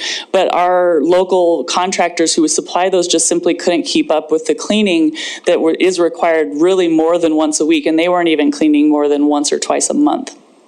So this really was a need that we saw when the community development block grants came up to come to a project like this. So the history of this, back in May of 2021, we did apply for and we were awarded $117,717 through a community development block grant, specifically coronavirus funds. At that time, in the spring of 2021, the Portland Loo cost was that $117,717, and then we anticipated that the DBA would cover approximately $38,000 in utility construction. This was electrical and plumbing and some concrete work. We did get those bids just as sort of a placeholder when we went and budgeted for this grant. The grant budget itself did include and require line items from the application process itself to say, where are you funding this project outside of the community development block grant funds? And we did indicate that we anticipated coming back for a tax increment financing grant because we did feel it was appropriate as a permanent infrastructure installation, that would be an appropriate use of TIF funds. It took us all the way until December of 2021 through all of the different evaluations, through historical evaluations and HUD, all getting through the approved application, that we did get the contract signed in December. At that point, the Portland Loo cost had climbed, as every other piece of construction and manufacturing has in our world right now. It had climbed up to $146,270. I am locked into that price now that it can't go up any further than that. And so taking the average of what that costs, we anticipate that at the very, very minimum for contractor costs, we're going to be at $40,000 to $50,000, but expecting that with no contractor willing to hold a bid past 30 days right now, we aren't able to even identify what the contractor costs are for this. So we're asking for $70,000, up to $70,000 in tax increment financing as a reimbursable grant. This is allowable per MCA code. I noted the codes there. We did sign the Portland Loo contract. We're on order. We're in the queue for that unit. It's about a 6-month lead time. We are expecting that to be in May or June. Hopefully, cross our fingers. And then as we kind of get closer to that, which we're in the season right now, as we get closer to 3 months out, then we are going to go out for contractor bids, try to procure contractors that will hold a bid for us. We will go through a competitive and public bidding process for that. One of the other requirements for a community development block grant funding is that we will utilize Davis-Bacon prevailing wage for that as well. But as we get closer to that, that is a public bidding process, and we would go with a lower bidder. In addition to that, we are working really hard to get a sponsorship for this program. One of the pieces that does allow, that would allow us to also maybe advertise a sponsor, it's not my personal preference to have an advertisement on this. When we looked at the location of this, you know that there's a very lovely mural right in that corner where we're locating this unit. We would also like to extend an offer to that artist that maybe we would be able to wrap this Portland Loo with her art. Again, not everybody wants their art on the side of a public restroom facility. However, we don't want to cover up the really beautiful mural that she did, and we would like to offer that we could wrap that. But we'll get to that when we cross that bridge there. So essentially, we're still approximately 3-5 months out of the process. But when this unit arrives, we anticipate having all of the utilities and concrete set, and it just basically is craned onto the site, and you pop it on and you wrench a few things and you're ready to go. So that's our presentation today. It does fit within our partnership priorities as we manage the Urban Renewal District and the Tax Increment Financing Fund. The funds are available in FY23 to reimburse this project. And so that is my presentation. I'm happy to answer any questions. I do have Joe Stout, the director of the bid. He's going to be putting on his coveralls and getting out the power washer, and we have a really great plan to clean this facility on a daily basis and do the maintenance and stocking of that facility. So Mehmet's also here to represent if you have further questions as far as the partnership board. Okay, questions. Thank you, Katie. I'll just start out with one. If Councilmember Gillick wants his name all over this. That money will just serve to reduce the amount of TIF dollars that are used, is that right? Is that where the Mayor Cole, dollars that go? is correct. Thank you for that question. Yes. Any additional sponsorships that we might get, any in-kind donations that we would expect we could get from a contractor would just lower the cost that we would be coming back and asking for that reimbursement. So it is an up to $70,000. Okay, thank you. Councilmember Boyette, Councilmember Purington. Thank you, Mayor. We received 2 emails from people who said that they're downtown businessmen and they're opposed to this because they think if you build it, they will come and they don't want any more. Can you answer that? Mayor and Council and Councilmember Boyette, I do appreciate the opinions that were sent in today. This is increasingly, as you all know, a concern that our businesses have downtown as we see more transients coming through. I don't believe that this is something that is a build it and they will come experience. We have seen high success with just the construction level porta potties that have been installed in various alleys around town. We have seen lower incidences of fecal matter and urination in public because of those situations. And when those porta potties went away, we saw a drastic increase in calls to our officers or to the bid team reporting more of the public defecation and urination on that. So while I understand the stance that they're coming from, we truly believe that this is a service that we can provide downtown and that we should provide downtown.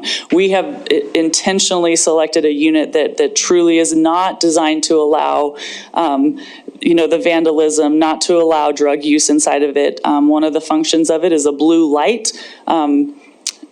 It doesn't allow people to see their veins under that blue light. And so veined drug use, I don't know the correct term, is not really conducive in this unit as well. So it is very intentionally designed so as not to do anything but offer a toilet for use and then outside of a very small hand washing facility. And our anticipation is that we would monitor this very closely. While I appreciate their viewpoint, I just don't agree. Thank you. Councilmember Purington. Thank you. So a couple of questions. I noticed in the minutes from your meeting that you're including an additional employee, the BID employee. So I'm concerned with daily cleaning that it's going beyond just the use of this facility, is that there are costs that are associated with it. So what kind of costs are you projecting? Because if you're going to daily sanitize and maintain these, and I assume, is there actual water going to these and electricity? Okay, so what is the projected cost of maintaining this? And would it be paid through the BID, as you mentioned? Mayor and Council and Councilmember Purington, yes, we do have an anticipated cost of that.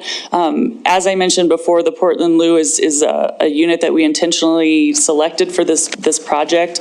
The Portland Loo organization themselves can provide a lot of historical data on that. It requires a very minimal amount of electricity, and the water is going to be covered by the bid in that. And so our anticipated utility costs are approximately $20,000 a year.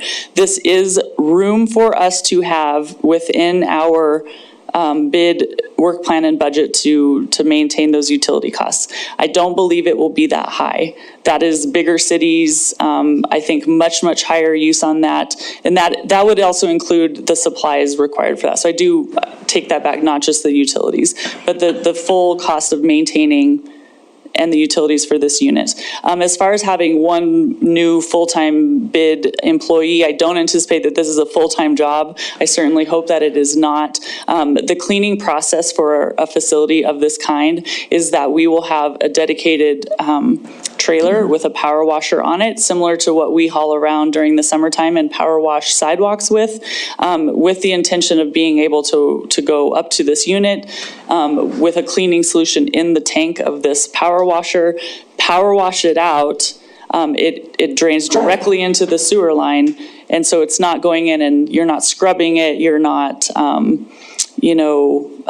spraying anything by hand and scrubbing. This is truly a power washing facility. The inside is strictly stainless steel. We didn't elect for the heated seat or the bidet or anything in that. It truly is like, it was designed after a prison unit toilet, not for comfort. So does that include the time? Well, how much time are you talking about for the BID employee? I wouldn't anticipate that this would take more than an hour a day. It truly is not. And this is right on the route of our bid work plan. As we water flowers, as we're sweeping sidewalks, as we're shoveling snow, as we're changing trash cans, that is a 7+ mile walking loop that we do every day all through downtown. And this is truly dragging one of our four-wheelers with the trailer by it and more times a day if required. That's one of those pieces where, because of the proximity to our bid team's regular walking schedule, they walk past this multiple times, drive past it multiple times. We can go in and clean it as it's needed. Thank you. Thank you, Councilmember Gillick. Seems like also that the time that it would take to clean that would be, instead of having to clean it elsewhere, that in maybe circumstances that aren't as set up or desirable for dealing with that. I've spoken with property owners who are adjacent to downtown, not really quite downtown, but yeah, they've certainly been seeing the defecation, urination in their properties, and they get really sick of that, and understandably, it's pretty disgusting. As a downtown business owner, excuse me. Well, I do occasionally, it's pretty rare, but get someone who wants to make use of our restroom, asks, and it's a judgment call every time, but we usually do grant it because it's better than the alternative of having to clean up somewhere else, right? But there's no alternative. But I mean, there have been a couple occasions when somebody locked themselves in the bathroom. We had to have the police there. It's just a whole thing that we would rather avoid. If we have, if there's a public restroom out there, then we can just say, make use of it. I'm sorry, we can't do it here. There's a public restroom. So all these are reasons I would support this. Thank you very much. Councilmember Neese, Councilmember Shaw. Thank you, Mayor. Katie, when I looked at this online, I went to their website and started looking at different areas around, and they always showed it in the nice park setting and stuff like that. Then I saw that Missoula had gotten one. I went to look on Google Maps, couldn't find it, so I don't know where theirs went or is, if it's still there or not. And I did read an article regarding in San Diego, they put some in, and 2 of them they had to remove because these actually attracted crime. And I sent you that email. I'm sorry, I thought I sent you earlier this afternoon, and so you may not be able to answer this or not. But do you know in cases where it is attracting crime, or have you heard of that in your discussions with them, and what the reasoning may be? What did they do wrong that we can avoid? Mayor and Council and Councilmember Neese, I think it's a great observation. We did really look at other communities who are using this particular unit, as well as other communities who are using various other models of a public restroom facility. When we landed on the Portland Loo, they did provide a fairly extensive list of other communities who are using it. Obviously, Portland in Oregon, Washington State, Wisconsin, there was a few where we really looked at that really cold temperature factor, because Portland certainly isn't seeing the same temperatures we are, and so that was one aspect of it. And with the 2 units in San Diego that were removed, I can't speak specifically to San Diego and why those specific Portland Loo units were removed from there. I do feel like I know enough about what San Diego is dealing with from a social services perspective right now to at least maybe generalize the idea that if you don't locate a facility like this in a proper location where it can be visibly monitored on a regular basis, if you don't have the staffing and the resources to make sure that it's cleaned and maintained, I do think you would run into issues with that. I also know that San Diego as a community just simply shut down a lot of their services due to many factors. And I know that San Diego has really seen the brunt of a much higher increase in transient, homeless, vagrant populations residing there due to weather. So I can't speak specifically to why that community removed 2 Portland loos, but I can speak to the communities who have used them, are still using them. And I think if you were to take a community of our size who are offering the similar services in our community, this would be a really great fit for us, especially with the location that we selected there. Missoula's is still operational. I'm not sure why it didn't show up on a map, but again, if you were to just Google public restrooms, it doesn't show up for us here either, so. Okay, and then Councilmember Shaw, I think it was, right? Thank you. You mentioned a couple of things. One is cold and location. And so yeah, I did notice, I think in Canada, they actually made some modifications so that they can actually have temperatures down. But you also mentioned while they were cleaning, shoveling snow, they would, be able to go and clean it. Do you intend for this to be operational 24/7, 365? You do. I see your head shaking. So that's good. That answers that question. Yes, and the location was, and I mentioned to you because I wasn't sure where it's going to be located, but I am concerned about I think where you said it's going to be tucked in that nook, because then you don't see it from 2 sides. And as I understood, as I read some of the material there, it was very important to be accessible, viewable from all sides. And so I am concerned that this would be not put out a little farther from the building where it can be seen on all 4 sides. And so I don't know if your plan is actually put it back in the nook, but I think that could possibly create some issues where it's not visible enough, and maybe we could have more problems down the road, and I wouldn't want to see that. I don't know if they've discussed the location being right in that nook. Mayor and Council and Councilmember Neese, I do think you did hit on an important piece of that. It really is important that it can be visible from all sides. So when I say tucked back into that nook, I really hope it doesn't imply that we're, shoving it all the way back there and then leaving like a 3-foot space that would sure make a nice little home for somebody there.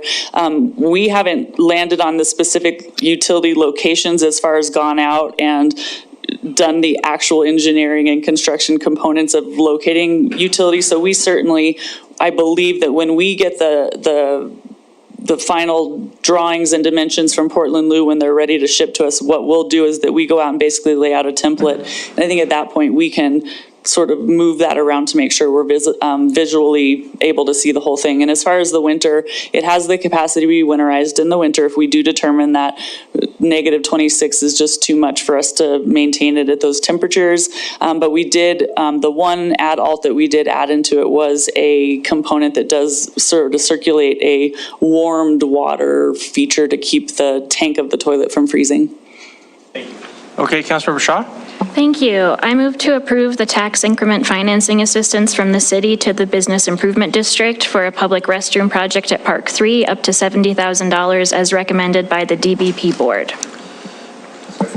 Second by Councilmember Rupsis. Motions for approval consistent with language in the agenda. Discussion now on the motion. Councilmember Tricky. I have a question. Excuse me, I have a question and then I'll make my comments, Mr. Mayor. Sure.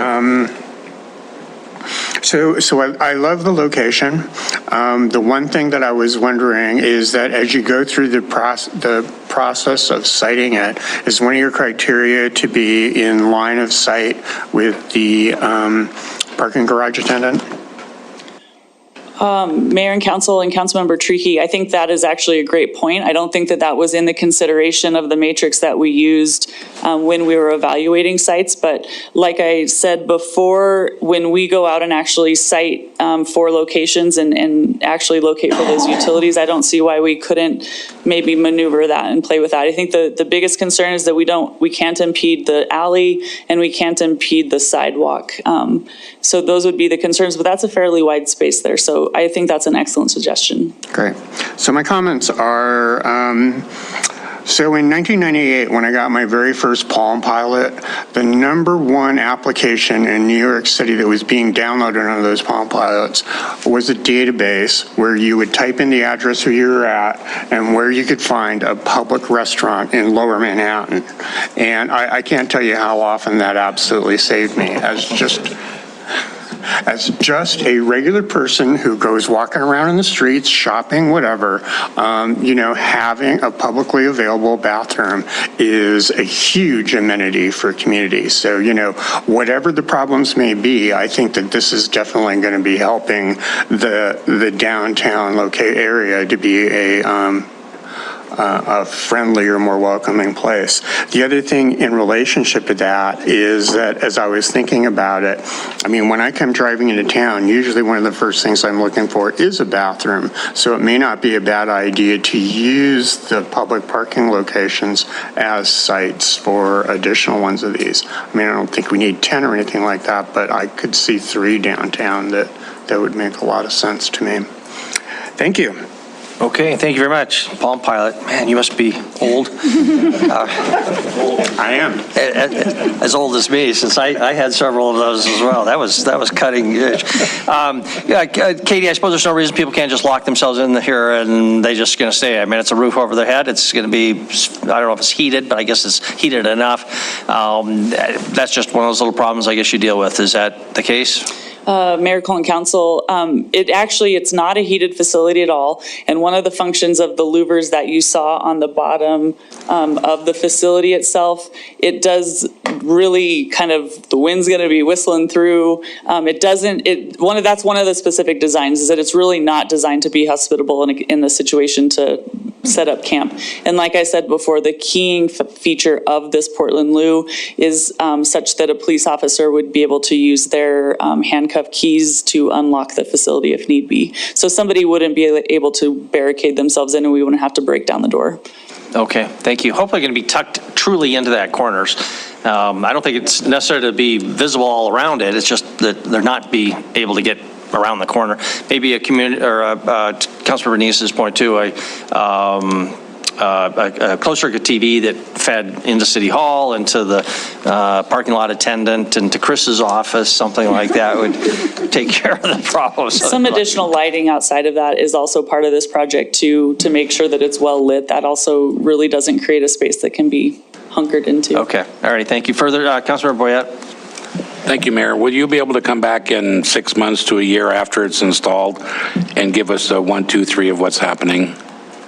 Absolutely. Please do that. I promise I will do that. Okay. Councilmember Joy, Councilmember Nice. Thank you, Mayor and Council. Yeah, this, it just goes down to the very basic human dignity issue. Councilmember Trickey and I were on Minnesota Avenue, not knowing we were council members. He gave us the lowdown on the issue of defecation.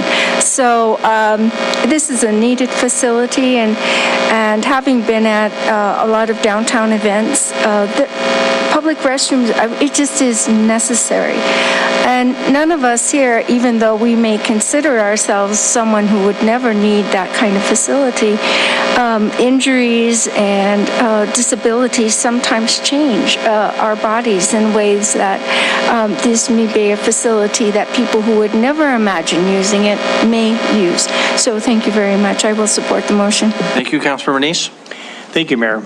Katie, thank you for asking my questions and that this, I am concerned about the misuse of the thing, but I think that the scheduling that you're going to have of people going there, I'd like the idea of the police driving by it every single day. I think there's a lot of benefit to that. And having been in those situations where you're in a public area and you've got your, little grandchild there and you can't find, yes, you're right, I can probably go into the coffee shop, but having those things, especially if it's going to be 24/7, I'm thinking especially when they're all in their snowsuit and bundled and you're ready there and they got to go, right? And the shops are all closed. And so those are the kind of things I think, I don't want this to be a public restroom for the homeless or the transient. If that's the program, I'd vote against it. This is a public restroom in the shopping area. I've long said that downtown needs to be a shopping area. You need to think of it that way. You go to any of the malls, you've got public restrooms. And so I think this is a good start for that. And the only thing I would say that I wish I would have seen the MOU beforehand. I trust that the bid is going to take care of everything, and that's what the MOU is going to come that way, and when we see it, the city of Billings is not going to be doing anything on that other than the bid taking care of it. So I will support this motion. I look forward to this actually working, and then if it doesn't working, maybe changing or moving some things or putting it somewhere else or building a park downtown and putting it there where it kind of showed in the pictures that I looked at. Thank you. Thank you. Thank you. Any further discussion before we proceed to a vote? Councilmember Purington. My concern is the location because it's not really central. And yeah, I was just thinking the skate park, what a great place to maybe put it there.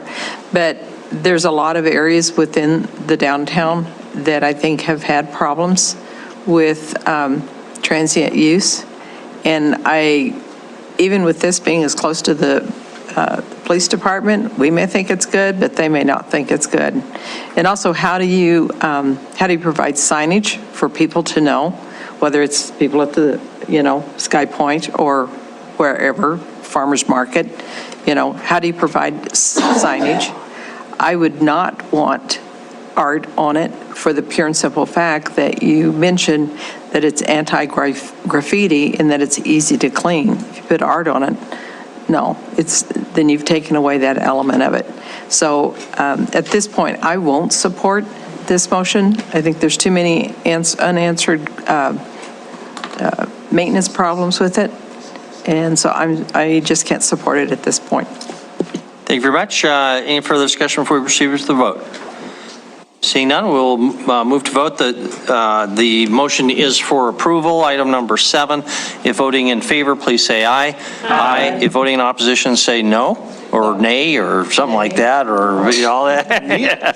Okay, Councilmember Purington voting in opposition. Otherwise, the motion passes with everybody else voting in favor. Thank you. That concludes item number 7, and that's the end of our regular agenda. We'll move to now public comment on non-agenda items. Is there any public comment on any item not on our agenda this evening? Any public comment on non-agenda items? There's no one online, Kevin, I believe, correct? So that concludes public comment on non-agenda items. We'll close that. And any council initiatives? Councilmember Neese. Councilmember Purington brought this up, that we had that meeting about the 5G. And I heard during that meeting that the staff was going to bring something to us on the 28th, I believe, 28th of April, was it? 9th of March? Okay, and so it sounds to me like that's an ordinance coming before we've had a really good chance to work through it on a work session. So I would ask that I guess I'll make a motion to direct or to ask the staff to bring a work session on the 5G so that the council can have a good open discussion about some of these items and how we want to regulate, because we only can regulate under 2 categories, safety and appearance. And what do we want to have that ordinance say about that? Okay, no need for a motion formally if we can just talk with staff about it. Chris, can you comment on the schedule there? I'd ask if you're inclined to say yes. I'll make a commitment. We'll bring it on a work session, and then we don't need to track an initiative from today's date going forward for the next years, that we will bring it to you in a work session. Debbie and I chatted this afternoon. Her plan is to put a component in the weekly this week with a series of questions for you to determine, okay, how far off are we? And so I think under the circumstances, yes, there's not a problem punting the draft ordinance and having a work session prior to that. Okay, thank you. Okay.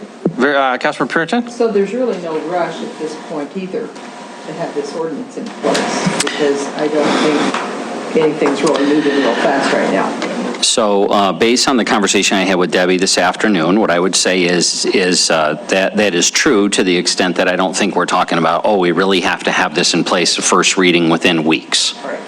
But I think for private sector investment and development in our community for 5G, I don't want to give the impression we want to take 2 or 3 years to figure this out. So it's our intent to keep moving forward. There have been private sector investors wanting to know what the rules are going to be.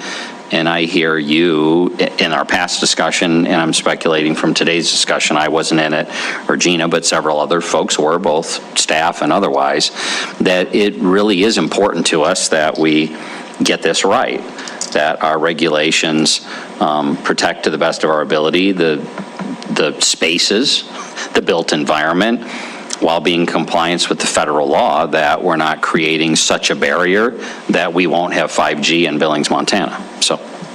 Okay, so that sounds like the plan. All righty. Councilor Trick, you want to comment? Yeah, I did confirm today that Verizon, who is the only organization in the country right now that's rolling out the high-frequency one, has no plans right now to roll out in Montana. And the other reason and that level is not very urgent, but on the other side, there are small wireless companies that are looking to do that in very specific areas, which is why the topic came up. Were you planning on giving us an action item on the 28th, or basically just kind of a work session? So I think at a high level, there was hope, I don't know if that's the right term to use, based on the last work session discussion, that the questions could be answered and in first reading could be brought to you. I think it's pretty clear from the sentiment here that we're not ready for that. We need to have that work session dialogue, another work session dialogue, before bringing a first reading. So that is what we will do. Okay, very good. Thank you, everybody. We're adjourned.